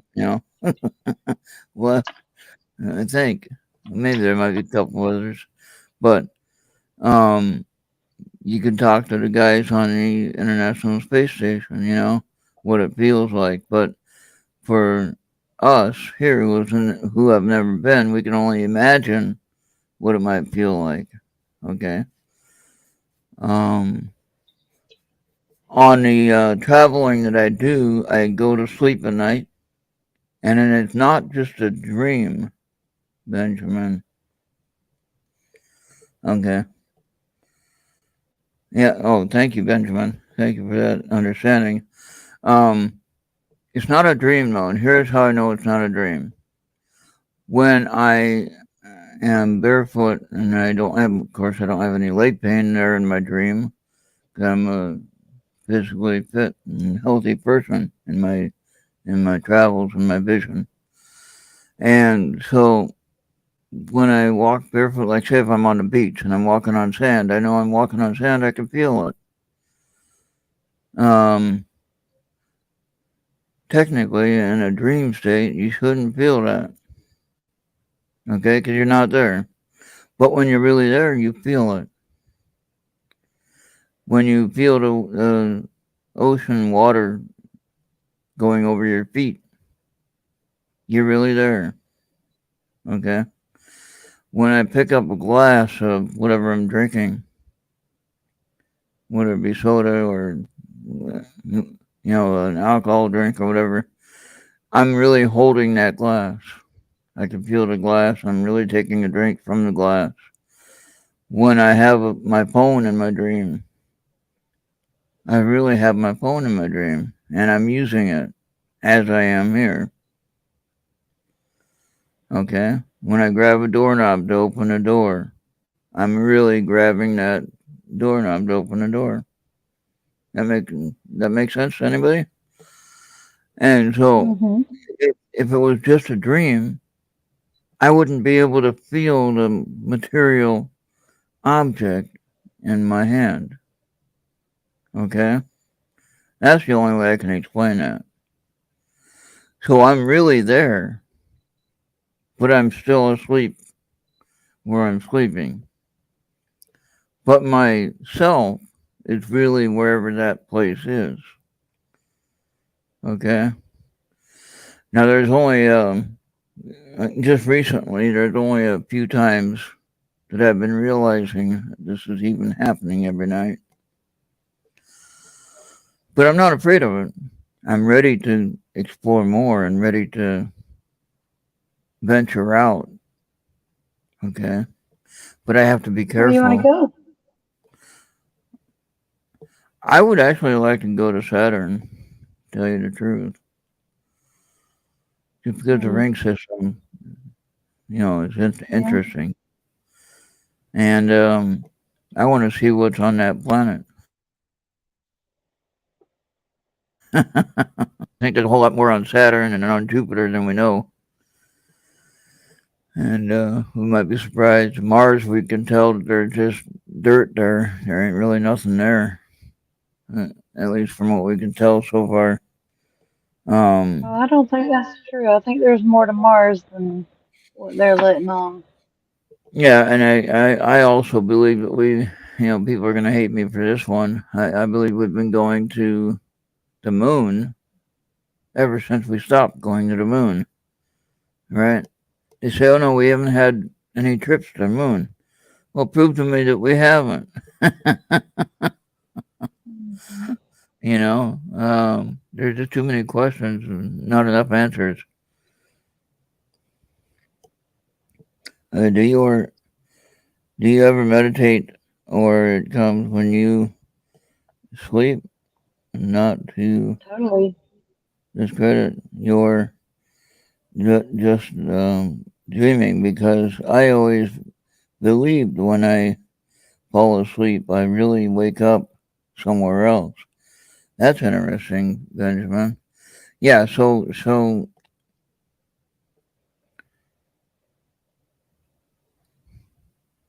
no, I don't. I do meditate more. Now we're working on the balancing out the chakras, which I think we all should try and get a routine going where we balance our energy centers and then uh, bring back the report of how you're feeling, uh, next week and a few weeks to follow, on either astrology or on this channel, on this show. Bring back your results of your exercises. Now, to do that, you need to listen to the frequencies that Ufi listed earlier, and you can scroll back and look at that list that she has in the chat, and you can choose which one. Now, I'd recommend you start with the root or the base of the spine, which is the root chakra, and then that will balance out everything in accordance, hopefully, if it works out well. Is that right, Venus? Mhm. Okay. Because then you can, if you start with the mind first, that might not work so well. Yeah, you're But gonna end up with a blowout. yeah, As we so you call it. want to, and you'll be disappointed as well, because it didn't quite work the way you planned. But when you do it from the root chakra and you work your way up and you balance each one, and I'm not sure how you know when it's balanced. I guess you know when it's balanced, right? Be something that you know, or how can you tell, Venus? Well, if you're having a certain problem with the root chakra, you would notify it or you would recognize it, and then that pain or ailment or blockage would no longer be there once it's solved. Ah, But as okay. far I as better, visually seeing it, I don't think you would yeah, visually see it. it'd be an inner knowledge thing. Okay. Now, when I'm doing Um, my own meditation without any kind of music attached to it, I like to visualize roots or vines coming up through the earth and connecting into my feet and then moving up. And then as it gets to each chakra point, I visualize that chakra lighting up and spinning like a ball. And then after it works its way all the way to the star chakra above the crown, it comes back down in a spiral, intertwining mhm. with each other. So it's technically two streams of energy, one going up and the other going down. Hmm. And then you're connected to the whole universe, basically. Hmm. Okay. All right. I don't know how I could imagine that, but I could see what you're saying, but I don't know how I can imagine it in my head to make it work. So, but I'll have to work on that. And but yeah, Benjamin, your intention is the whole process of this, and you have to have a clear intention on why you are meditating and what you are hoping to get out of it. And with that, then you would, after you put a protection, you can put what they call a white bubble around you, and allow the white angel to be with you during that whole exercise. And the white angel and the white bubble is protection around you while you meditate. Okay, you've heard of that, right, Venus? Hmm. And And then so really, the what? you don't have to go as far as calling it meditation either, Benji. You know, with your background, I'm sure you've experienced the enlightenment through prayer. And it's pretty Yeah, much the same thing. If you can pray to be connected or pray to have knowledge, pray to have certain points in your body restored, it's the same thing. yeah. So yeah, don't put too much of the metaphysical aspect on it in place of, or don't replace that with your, don't replace your religious viewpoints with the metaphysical viewpoints. Um, kind of enhance your religious viewpoint, and you might use some of what they call metaphysical aspects because of the ways that you're going about trying to get the answers that you're seeking. But you can keep your religious viewpoint at the top or in the forefront as you're doing that, as long as that's not blocking what you're trying to get done. Again, intention of what you're doing is all what is needed. If you have a positive intention, if you're trying to get healing, and you're like, I'm asking for my healing, I don't know if I'll ever see it, but I'm asking for it. I'm believing and having faith. I pray to God all the time for my healing in Jesus' name. And so I believe I can go through different avenues to get this done.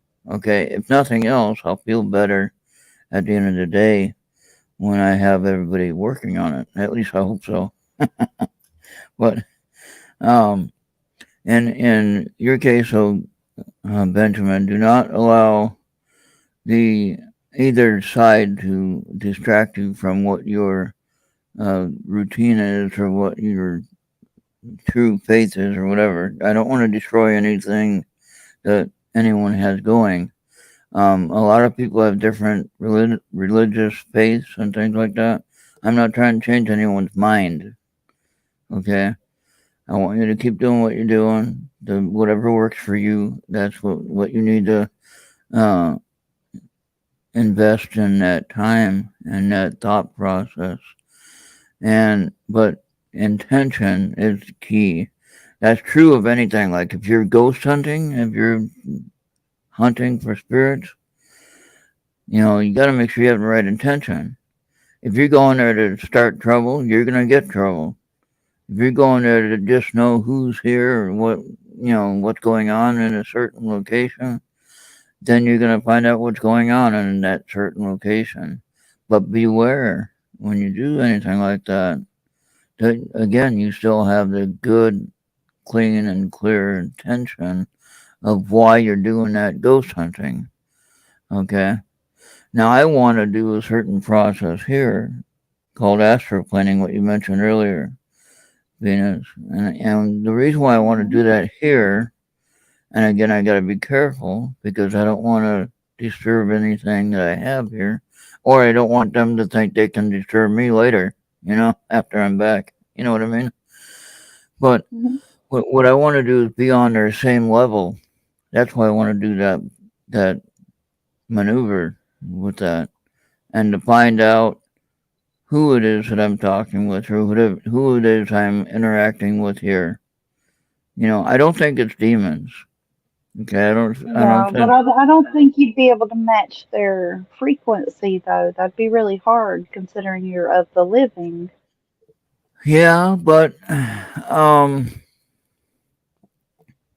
tell you, I've seen them in the spiritual form, and I've seen them, so I know that they're here. Okay, now I see them probably because they allowed me to see them, Hmm. and I understand that completely. But Their energy has memory of matching this frequency too, because they've already been here. right, but I don't have any memory of that energy, is what you're saying. Okay, I got you. Okay, Hmm.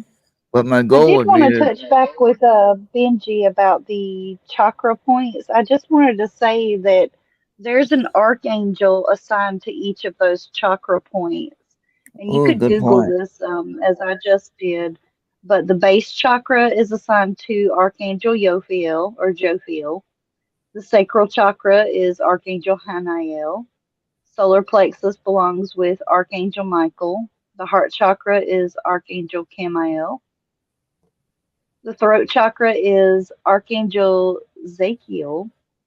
Third Oh, eye is Archangel Raphael. The crown chakra is Archangel Gabriel. So if you wanted to hmm. use that as a conversion point to stay within your faith, then that's definitely something that can be done as well. Hey, can you share that link in chat and maybe send it to my Skype as well? Well, it's just in Google Images. It's the 13. Oh, Well, okay. it's more than the seven chakra points. It's the Oh, yeah, I 13 understand. chakra points. Yeah, It yeah, goes I from saw. Earth Yeah, Gateway all the way to the Cosmic Gateway.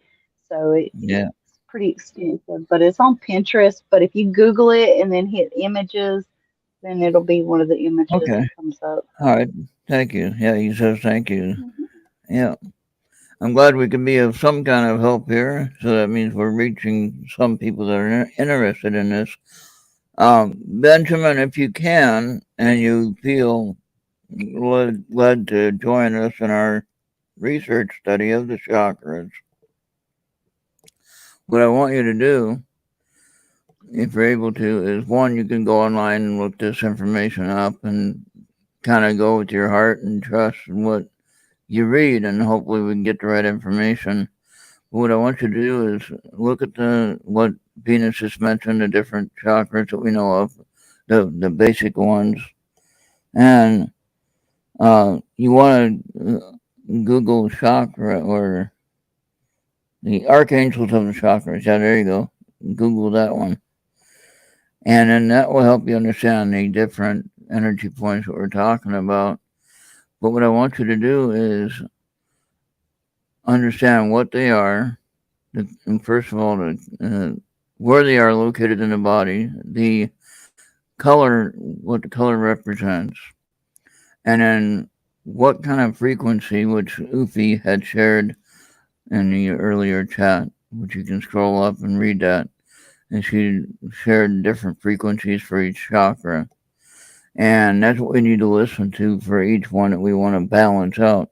There is some videos that show complete chakra balancing. Have you seen those with Venus? And Mhm. they deal with helping you relax and to meditate basically on balancing your inner self.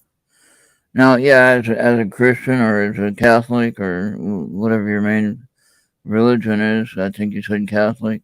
Um, this might seem kind of outside of the so-called box of your religious viewpoint, but sometimes we have to go outside of the box and um, experience, try and experience some of this stuff that we're talking about.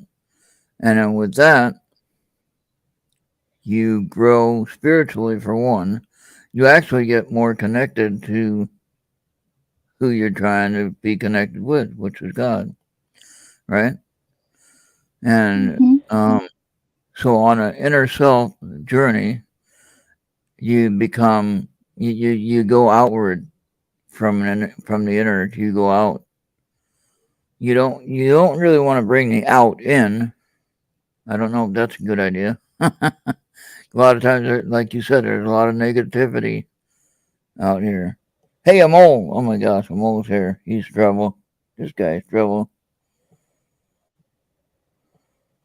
See, look at that. Yeah, The Mom. word, the word that which starts with period or with B and ends with and Ron. I told you he's trouble.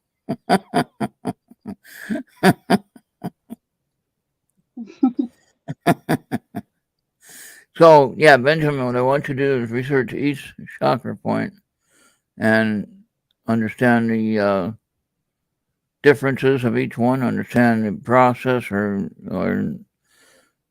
necessary design of each one or need of each one, and then learn the frequency that is associated with each one. And then as you're concentrating on this and focusing on it, you should see some results on it. And that's what I'm It thinking. makes a big difference when you research it yourself too. Like you could talk about it for days Oh yeah, to the yeah, public, but you're really not going to absorb what you need to absorb in that moment until you research it yourself. It's you're right. intuitive absorption. And that's what I was saying earlier about me trying to express my traveling. It's difficult to explain because I was there, but I can't prove it.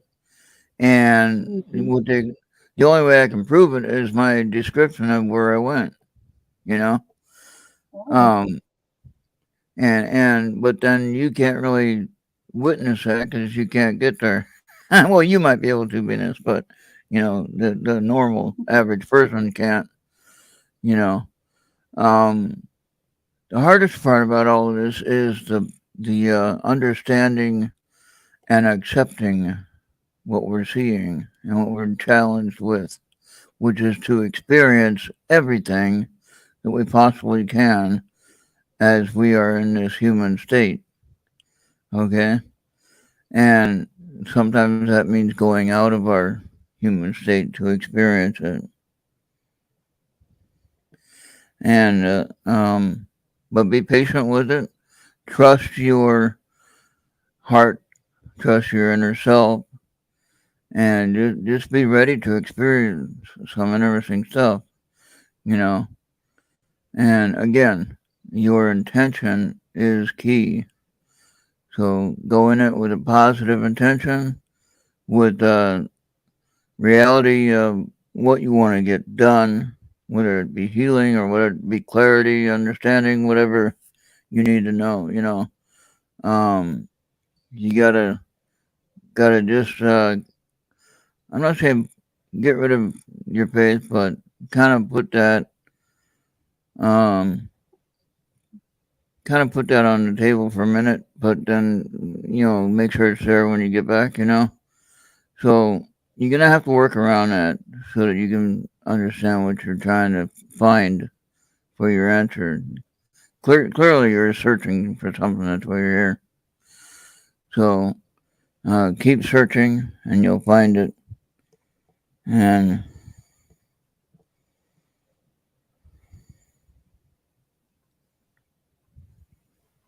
okay. Oh yeah, a little bit of tea will get you there. what does that mean? TSC? Oh, okay. Is that like Yeah, TLC? yeah. I'm not Or sure. I I'm know not you're sure. confusing. It's okay, It though. it's his own humor. We love you. Oh yeah. Well, I hope that we can all uh, go away tonight with learning something. What do you think, Venus? You think we learned something? Well, you learned it. Well, you already knew about the angels, I think, but you were able to share it. Absolutely. So It's been a great discussion tonight. And yeah, and considering how draining the week has been for me personally, I'm definitely going to experiment with the waves that I can hit with the chakra point oh, frequencies there you that go. Goofy posted. And Yeah, I'm going to see about those results and share them with you guys next week. yeah, and make sure that anyone that wants to try this little adventure, I call it. I don't want to call it experiment, but adventure.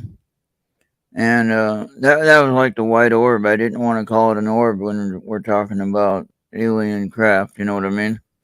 Uh, Orbs Hmm. are a negative word to say. Um, No, I did not see but that one little white flash. Now I have seen white orbs in my living room. Did I ever tell you about that one? I Mm-mm. mentioned it before on some show. I saw like about 12 of them just kind of like floating around my living room doing nothing. I don't know what they're doing, but it must have been connected to that one that they saw. You know, so maybe they're just scanning. But now the question that I have, no, back to the traveling thing. I notice sometimes it seems like my recliner moves a little bit, just like a half an inch back where it normally should be, right? Like I was telling you, that carpet in the hallway, it moved again, and I pulled it away from the wall, and now it's against the wall again, and it's bent at the end. I think those ghosts are coming through the Mm. mirror still. But um, in my chair situation, I noticed that it moved because I'll end up hitting my hand on the table that's beside me on the left over here, or my little tray on the right is kind of like just at a different, seems like at a different location, like the chair moved back. So I'm thinking like if they can take a whole vehicle into the ship, a chair would be no problem, right? So Oh I'm yeah. sitting in my I'm sitting in my recliner, and they zap me in the recliner right up to the ship, and then I go on my little journey wherever that might be. I'm not in my recliner when I'm going on my journey, but my recliner is there, and then when I come back, then I'm back in my recliner and we're all back here in the living room when I wake up.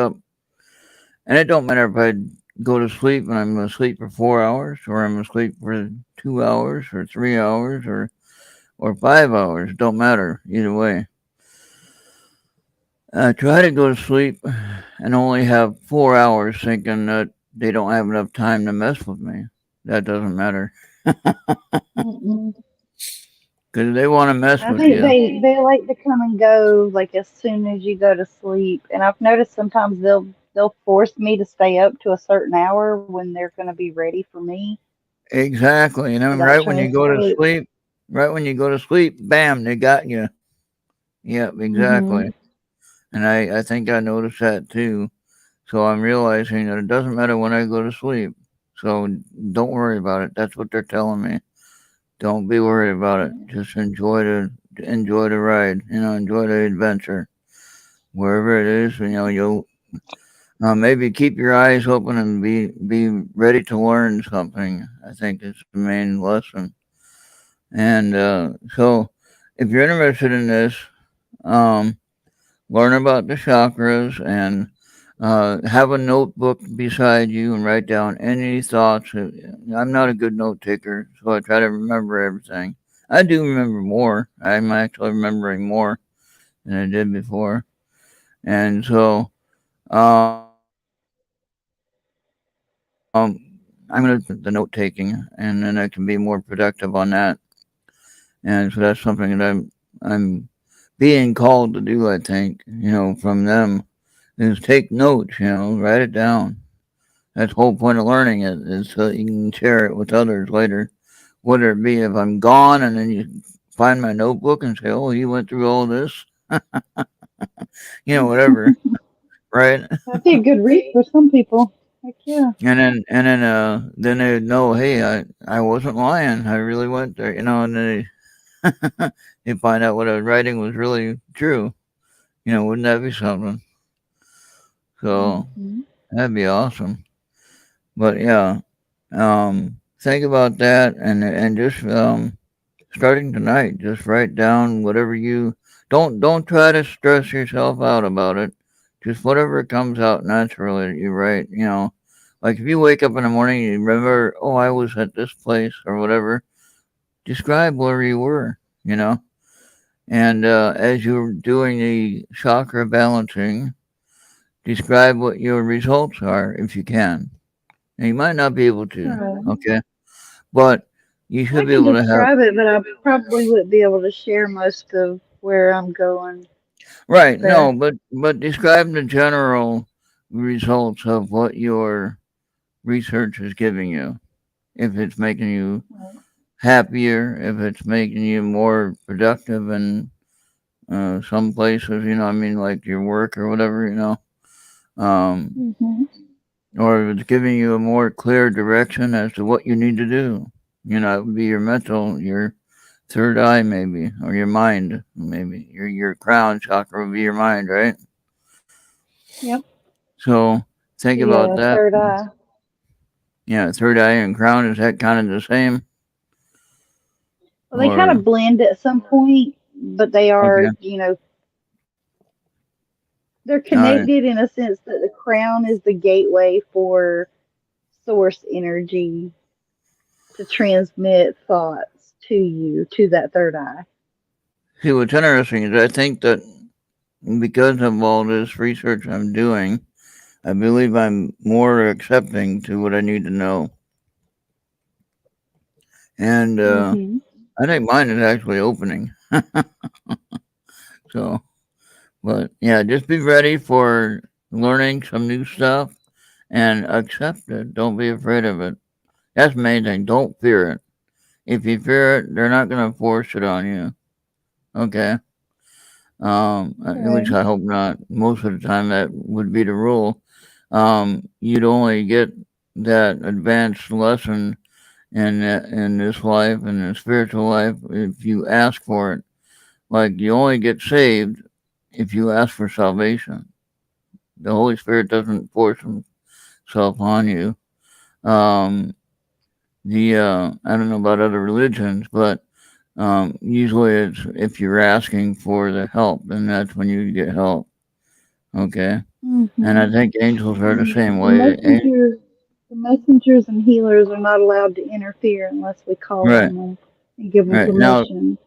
the demons, on the other hand, they kind of like to mess around with you and play games on you or with you, So you got to be careful of that too. So, um, yeah, I think what I was asking tonight on Bishop Long's show is I posted a question: how do we know who our archangel is or our primary? I know we have one primary one our whole life, and then we have several others throughout our life, but that primary one is still with us throughout We've got the whole three time. three main ones.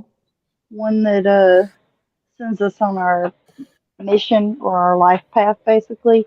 And then we have a guardian, and then we have one that instills morals on us. Now, I can't remember who they are now, but I know I've been told this before, but I can't remember. But I wonder if you could do that. You tell who mine Okay. are. Tell who Yeah. my Actually, angels are. I have a book here about it, and it goes based on your birth date and time of birth.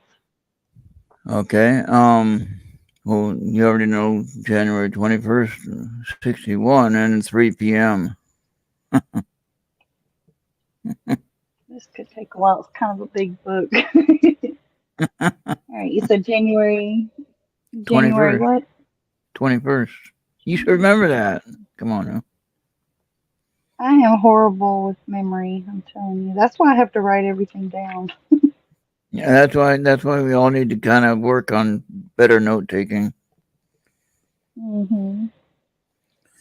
And so the process of this whole thing, Benjamin, is that you one can hopefully clear some situations you're dealing with, either spiritual, mostly spiritual, but possibly it'll affect how things are reacting in your health and your physical self.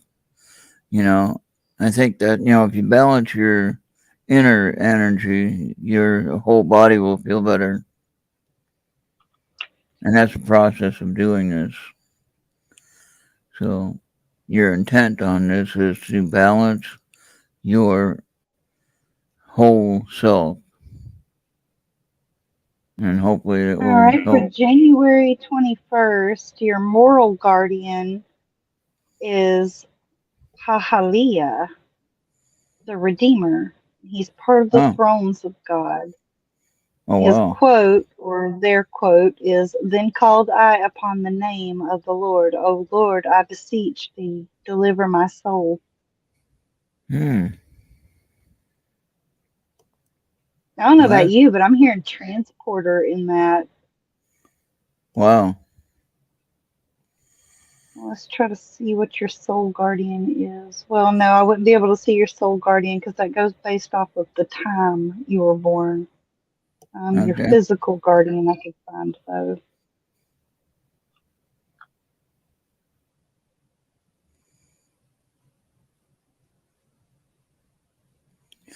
Okay, yeah, Benjamin, don't stress out about the note taking, but just when it comes to you, write even a couple of words down about it, and you'll be surprised what you can come up with.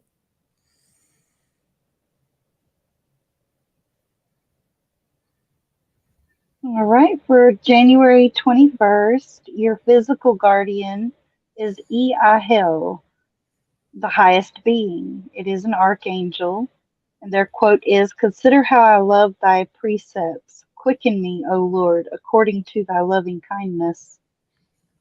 Huh. So I'm on the right track then. hmm About time it The only took me. tarot card, the tarot card associated with that is Five of Swords, which speaks about arguments. So you could be somewhat of a peacemaker, or you have the physical guardian of a peacemaker who doesn't allow people to argue or sway your opinions or moral system. What's interesting It's really about that cool. What's interesting about that is I've always been good about talking my way out of trouble. hmm That I can tell. And making reasonable deals if I need to, and hmm make sure everyone's happy in a sense that everyone gets what they want. And like if it's financial or work related or something like that, not nothing sexual or anything like that. Talking about just regular everyday things that we might need, like production of something of a job, or getting finances, or getting, you know what I mean. So Oh yeah. yeah, so I've always been good. Like even if I've been in a situation where I might get beat up or something, I can talk my way out of it for the most part. At least I have, anyway. And yeah, Now your so there's moral that. guardian, that first one I mentioned, the Redeemer, Yeah. Pahalia, that one is associated with the Queen of Cups in the tarot system, Oh, which that's would good. which would be an emotional, receptive, emotional being. And good with uh, good with finances or cups usually. With the Queen of Cups, cups are usually about emotions and Oh, okay. accepting. They're also good with healing. So you do have a moral guardian that is about the healing factor. And Okay. sometimes that's given through knowledge, our talks. Sometimes that is very healing for other people too. The healing would be heart. hmm Okay. All right. Yeah, and I've actually I had an experience in my Assemblies of God church, Pentecostal church. Um, not the Holy Rollers in the Aisle church, not that kind of Pentecostal. Um, the Assemblies of God, more relaxed Pentecostal side.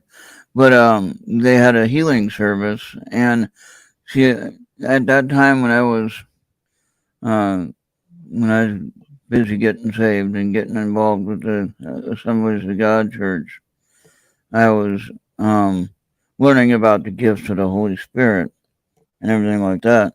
And they had said, even in the Bible, it tries to say, or at least they try to teach this, that speaking in tongues is the initial sign of being born again, of having the Holy Spirit in you.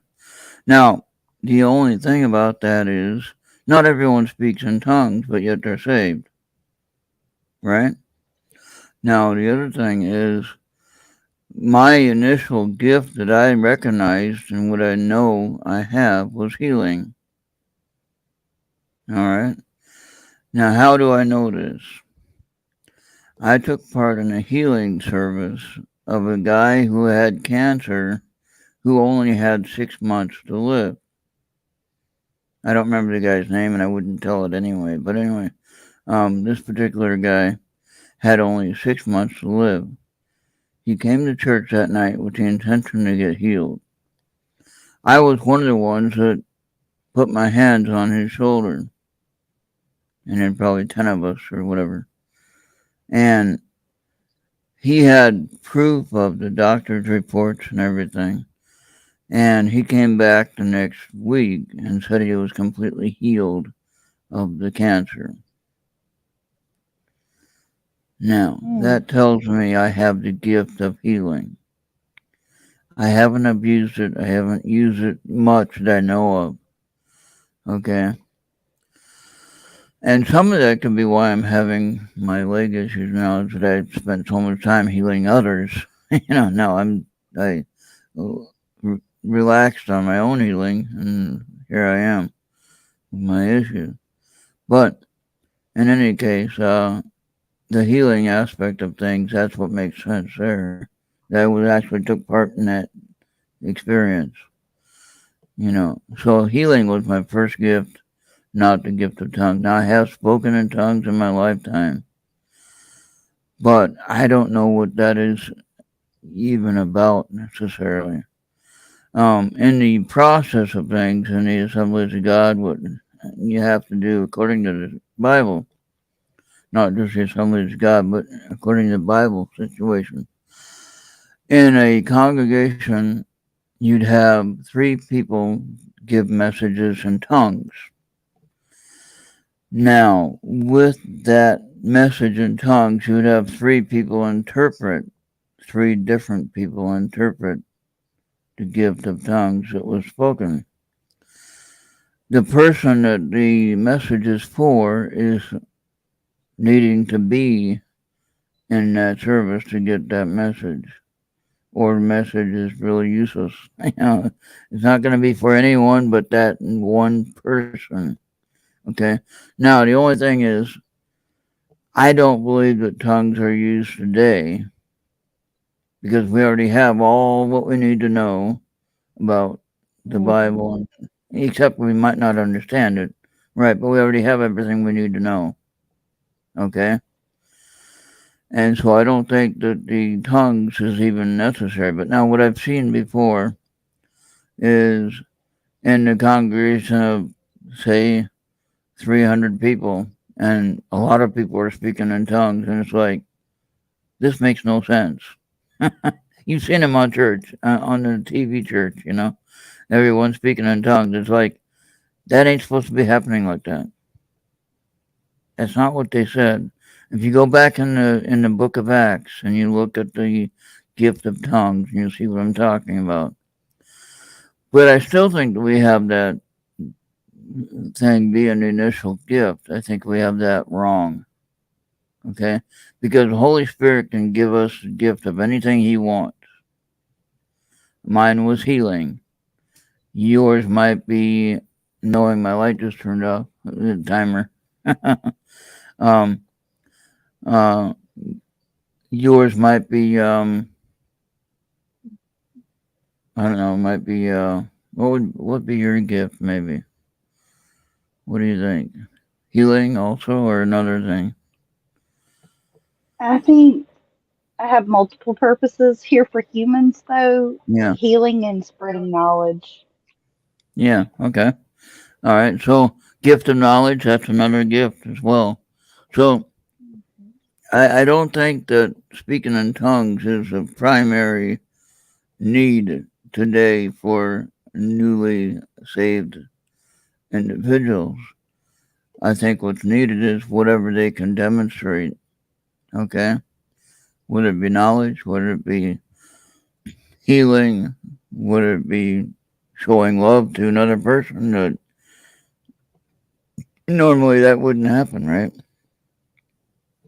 So Right. all that works together. So we'd have to look up I believe there's 7 gifts. Now in Galatians it talks about 5. That's a different thing though, but love, joy, peace, long suffering. I forgot them. But anyway, Galatians 5, chapter 5. But anyway, yeah, it talks about the different attributes of the Holy Spirit, what we should have if we have the Holy Spirit in us. So there you have that. That's a whole different thing than the gifts of the Holy Spirit they mention in Acts. Okay, so if that makes any sense there, but in any case, I think we're about done. I'm ready to fall asleep. Are you? You getting there? I know. More. It got me all up into researching the angels all over again. I Oh, love good. that topic though. I'm like a angel fan, I guess. Yeah, that's good. Yeah, there you go. That's right. I like that, Venus. That's a good point there. So, um,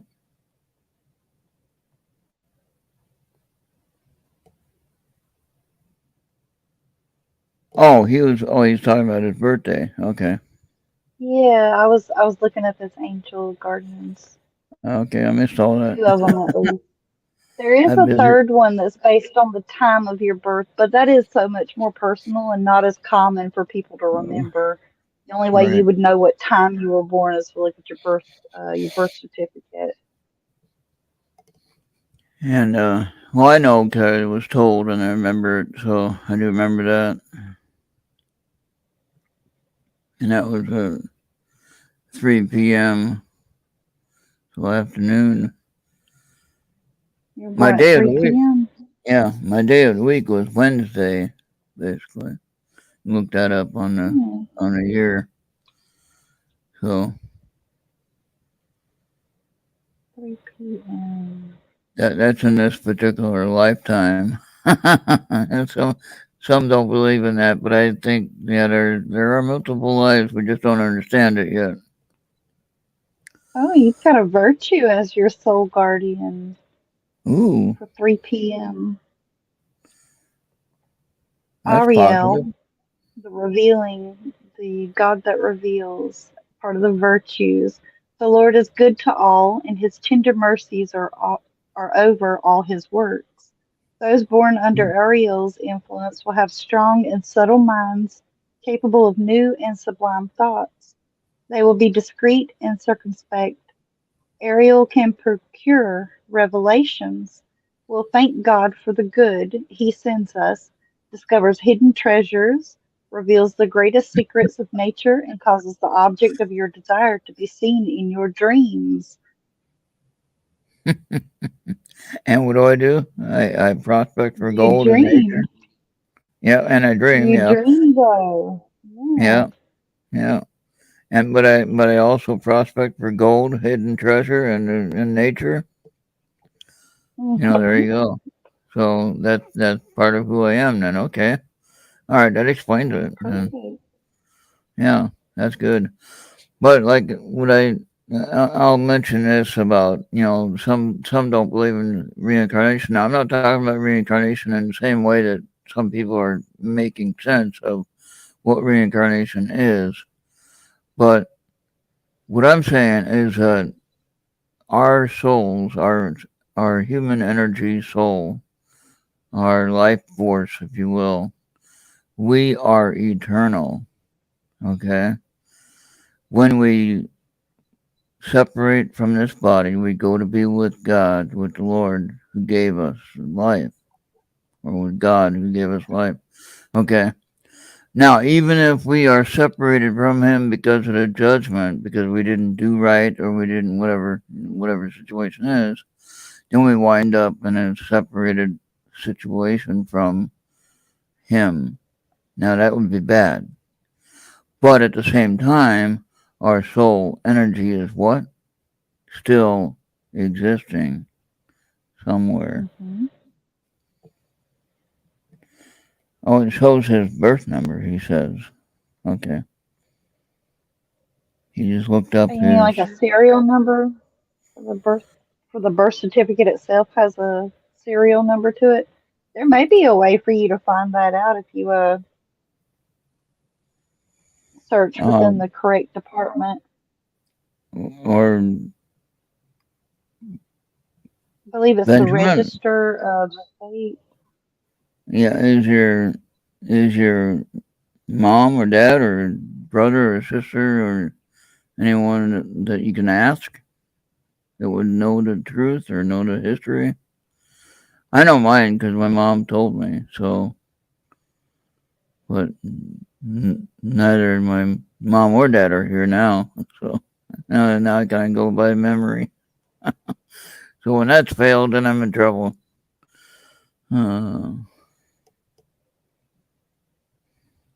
I was born in the morning. Oh, you're rising Just up after sunrise. early. And now, see, lately, what's been happening with me is weird. I'm awake. Okay, I have this little, kind of a multi-band radio that does scanning. If I have it turned on, I can scan for voices and, ghost thing. You know what I mean? It's kind of a ghost hunting tool. But I don't really use it. But for some reason, my alarm is set on it. For some reason, I don't remember setting the alarm, but it's set to go off at 7 o'clock every morning. So what's interesting is it is tuned to an FM channel, which is a Christian station. And it's a kingship radio is what it is. And why it's tuned to that one station, I don't know. But that's the only station that comes in. And, well, unless I do the scan and maybe some of the sports talk will come in or something like that. But in this case here, the alarm goes off and then I can hear either a song playing and it's Christian or somebody talking about some kind of scripture or something. It's like, well, that's kind of weird. Or the station is announcing his name. And you're like, well, that's kind of weird, And 7 o'clock it comes on and it's only on like for maybe 15 seconds. I don't have it set to do a snooze thing, but for some reason, one day it played again a second time. Let me explain that one. Uh-oh. Yeah, so like at 7:15 it went off again, and it was like, wait, it's only set to go off at 7. And I didn't even set it. Snooze on all my alarms. Yeah, I didn't even set it that way. I don't know why it goes off, but I just leave it like that just to help. Maybe the ghost needed it. I don't know, or the spirits need it. So I'll leave my TV on for the spirits, so I didn't hear it all night. And I think if I turn it off, well, if I turn it off, then they make too much noise, and I'd hear them. Oh, you sleep in your chair? Yeah. Are you scared to sleep in your bed, or is it just the circulation problem? I have tinnitus or tinnitus, however you want to say that. The ringing in my ears, that's both right. ears, and it causes a balance issue. And so if I'm laying down flat, the room is spinning, and it just kind of I never get to be a very settled flat bed. I've tried it. I really have. And have you tried getting those inserts for the top of your bed to where you can sit up, but your legs can be straightened out? Not yet. But yeah, I've been just comfortable sitting in my recliner. Okay. But yeah, I just put my feet up and I just go to sleep. And like I said, I sleep about 4 hours a day, maybe 5. the one night when I didn't have medication, I only slept like an hour and a half. That was not good. Goodness. No. But I was able to use the meditation process to help me even get that. So there you go. Have you got it? Have you got it set up to where they'll deliver your medications for you No, I in the have to event go and that you pick don't them up. know? No, what I take, they won't do that because of the type of medication. And I actually have to go and pick it up. But they've been kind of giving me a little more than just a month of supply so that I don't have to keep coming back every month. So That's good. they'll count it as one prescription, you know. So, but that's good for that. Because that can be a problem. But when I run out of it, then I gotta get approval to get it, you know, and that could take a couple of days. And that's what happened this last time. I ran out of it Saturday, and I didn't. And we were waiting on approval for it, and then Sunday night I didn't have it, and I could not go to sleep. So what it does Yeah, is you'll it have to try stops. to catch it early next time. Yeah. Well, I can And only then you order won't it run out. certain. I can only order it certain time of the month, but I got 90 days supply this time for it, so I'm good. Okay. I just gotta remember to get it when it gets at the end. Mm-hmm. But I see that what it does is it's supposed to stop the dream activity at night so I can go to sleep. Because with ADHD, what happens is you're always thinking about whatever you need to do. Okay? Yeah. Your mind is always going about whatever, whether it be a show idea, whether it be building something, whatever it is that your mind is doing, it is active, trying to figure it out, a computer problem or whatever, and you're trying to fix something or do something, you know. And so if you go to sleep without the medication, your mind is working, trying to fix something, right? So the Mm-hmm. medication is to block that. And now it's supposed to block the dreaming, but it's not going so well on that. I think I'm actually dreaming more in in a um, a positive way. It's a way that I'm trying to figure out whatever I need to figure out now, and that's why I'm dreaming. So I'm ready to learn. So I can dream. I'm fine with it. I can travel. I'm ready to go. So As long as it's not scary dreams, right? Like right, yeah, crazy clowns coming after you. yeah. I don't need none of that. No. I'm good with Yeah. experiencing new meet and greet people, you know, different people.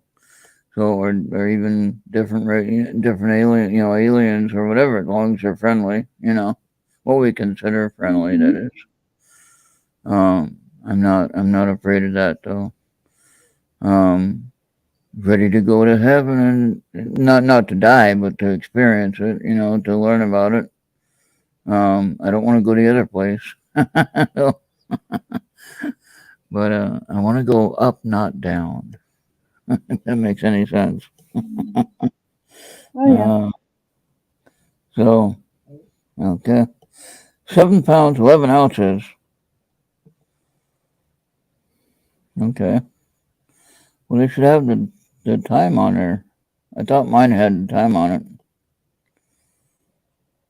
But I was Mm. told it anyway. Yeah, a while back, and probably with some countries, they don't put the time of birth on there. Oh, yeah. Um, when are you sleepy, Benjamin? Or when do you either when are you sleepy or when do you feel most awake? All right, that would be set for your entire life from the time of birth. So, for instance, a lot of times recently, of course, it could be my age, I feel like I need to take a nap around 3 o'clock, afternoon nap, 20 minutes or whatever. You might feel that way too, but you work all the time, Venus, so I can understand that. But I don't work, so I don't know why I need to take a nap. But for some reason, automatically, again, I was born at 3 o'clock in the afternoon, so that would make sense, right? And I think if I'm understanding that correctly, so if you can establish what time you have a sleep, either staying awake or having to go to sleep at an odd time, and that's probably a win. Just maybe establish that. Now, I'd recommend, if you want to know, I bet there is someone, if you had someone read you, like if you believe in that, if you wanted to reach out to somebody that has that gift that can understand what time you were born and everything, just the day. All they need to know is the day, and then they can figure out what hour eventually. I don't know if it would come to them in a message or whatever, Some people have that gift, and then they can tell exactly. Yeah. See, even though I was born just shortly after sunrise, I think it was by like 3 or 4 minutes after the sun rose, I was Yeah. born. I'm not a morning person. I do not like to get up early. Right. Yeah. Now that's kind of weird. Yeah, that's kind of the opposite there. Yeah. I think So the there. reason why, though, is because on the day that I was born, there was a thunderstorm in that Oh town. yeah. So the sun wasn't technically up. Even though Mm. it was up, there was a storm blocking it. Oh, interesting. Yeah, that's Hmm. interesting. Now look at that, And I do Venus. love thunderstorms. Venus. Yeah, you always talk about that. Oh, it's lightning out there. I want to go watch it. Yep. Now Love me some lightning. I told you about that fireball I saw when I was in junior high, right? No. Okay. And this was real. This was not a dream. This really happened. Okay, in Pleasanton, California, in probably about 73 or so, right before high school, 73, 75 was when I started high school, so 73 maybe. Summertime, lightning storm came up, believe it or not, in California. It does rain, okay? Not very often, but it does.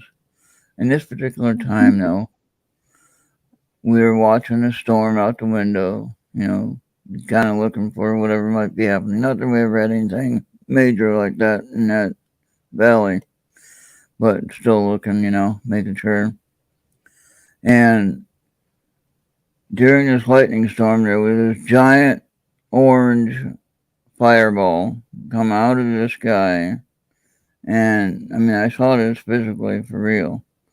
And I was watching it out my bedroom window. My dad said, "Oh, you got to come away from that window or it's going to get you. So I was thinking if it was going to get us and if it hit the house, we'd be gone. The thing was bigger than the house.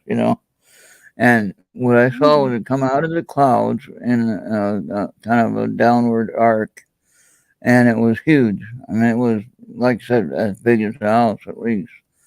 And it went along the rooftops of the house, the rooftop lines of the houses, and then it just went out. It didn't crash, it didn't go anywhere, it just gone. Again, that's one of those times Wow. that's like the disappearing cars. I seen it and it was there, and I really seen it for real. It wasn't a dream. Okay. And it just went away. It was gone. And again, if it was Something of that gonna size would have had to have crashed unless it was like maybe a holograph. it was something. It was weird. Now, what's interesting is in that town or near that town in Livermore, California, we had the Lawrence Livermore Laboratory. Right? You know what they do? Look Mm-mm. that up. Look what they do. Lawrence Livermore Laboratory has come up a few times in the interviews from the UFO people, talking about mind experiments and things like that. Okay. Now, what I didn't realize is, now this is just me making this up, maybe, so don't take me seriously, but just consider this. What if they were doing mental experiments on the area in that area, both towns? Hey, Lorraine, how you doing? Yeah, we're getting ready to Lord. call it a night, but good to see Lorraine jump in here. And so, what if they're doing a mental experiment on everybody in that town, and those who were supposed to see it saw it, but those who obviously didn't see it wouldn't believe it, or just never seen it, right? But if it would have dissipated, it still would have had material that would have crashed into the houses, and it would have kept burning. Of course, it would have destroyed about a block. Okay, if it would have hit. But where it came from, what it was, I don't know. That was the only time I saw a fireball like that during a lightning storm. Now, I saw heat lightning, which is different, not a fireball. I saw heat Yeah. lightning in North Carolina, where it was clear sky where I am, but then we got lightning coming from another area, from another storm. That's just kind of weird. Well, that's always pretty though. Oh yeah, but yeah, that giant fireball was just like, wow, just amazing. And I mean, I've been through some weird earthquakes that shouldn't be happening every week or every month, Just something they're Mhm. doing there that I don't understand. I think it is experiments. But I had a good friend of mine that I used to go scuba diving. Well, yeah, we went scuba diving together. And anyway, he worked at the Lawrence Livermore Laboratory, and he gave me a tour of the place. And they showed me a laser that could cut through 2 inches of steel like it was butter. And it wasn't nothing like, it was way different than a plasma cutter. This was a laser, some type of laser cutter that cut through 2 inches of steel like it was nothing.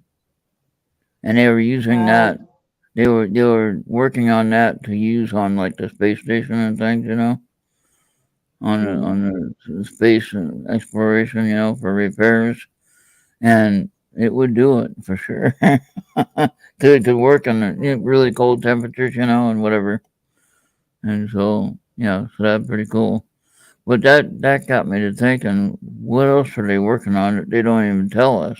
You know? Mhm. Lots of things. I'm pretty sure Yeah. we only get like 2% of what they're actually working on. Oh yeah. So I'm not really too worried about it. We'll know eventually, and no big deal. Not a big deal. And then I don't think we really have to worry about the aliens doing anything. We have to worry about our own people doing stuff. Mhm. You know. So keep Definitely. going. Well, I'm glad you are here anyway, Lorraine. Thank you for being here. And every Friday, 10 p.m. Eastern, it's on your time zone, so you can get it right. So, Yeah, I think I'm but about to crash out. I got to close this up. I got to go to yeah, the me bathroom in a too. minute. And thank you for staying so long and explaining some stuff. And when you have the energy, just remember me and keep working on that. Um, it only takes a few Will minutes, do. as you know, like 15 minutes or so to just do a little bit of work and be on the way. And I'll see a difference. I know I will. So I give you permission to do that, and anyone else that's listening that has any gift, I think I can have more than one person working on it, right? Oh It's yeah. not wrong to ask for that. And so I know Mhm. people have the gift, and I know people will listen to this later. And so if anyone has a gift of healing or distance healing or whatever, I'm giving you permission. You can help out and with whatever you have to offer as far as that gift. And I'll definitely give you a report as, hey, I'm doing better as I did with you tonight, Venus. And it does still hurt, but it is feeling better. I do think my new shoes have something to do with it. But I think that the work that people are helping with what I need to get healed with is really helping. So keep that up, and if you know anybody you can share this with and talk to them, and definitely get them on board and everybody work together at once, and it'd be amazing. And not everyone's going to have the same process either. Everyone's going to do things differently, but I think if we can get the same result of the healing, or at least making it feel better, if nothing else, until I can get my physical procedure done, that would be the main thing, is make it feel better so I can be a little bit more comfortable with everyday life, So Yeah, especially if you got to go through the winter months before you get anything done too. Yeah, because I'm looking at, probably due to the winter, I'm looking at May at the earliest. But if I can find somebody to go with me, because I have to have a driver, because when they do this procedure, I'll be put out. I'll be gone. They'll put me out completely. I'll be gone, and I won't be able to drive afterwards. And it'll take me. They don't offer a transport? Not for that, no, because it's a 2-hour drive. So from where I'm at, a 2.5-hour drive, I guess. You can look up Sioux Falls Heart Center and Cardio and Vascular Center, I think it's called. Yeah. Cardiovascular. Yeah, and in Sioux Falls, South Dakota. And it's a thing that Medicare offers.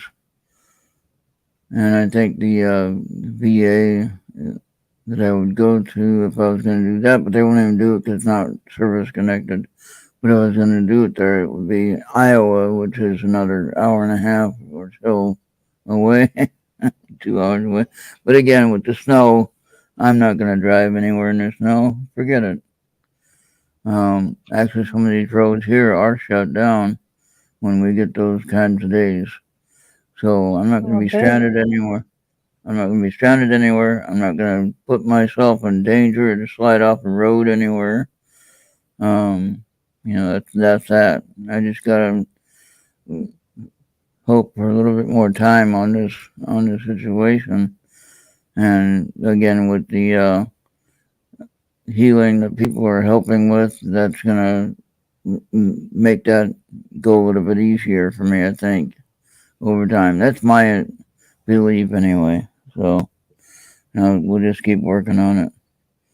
All right. So thank you again for staying up late, and glad you could make it. And it's my pleasure. We can do this more often, like on Thursday night with astrology. We have fun on that show.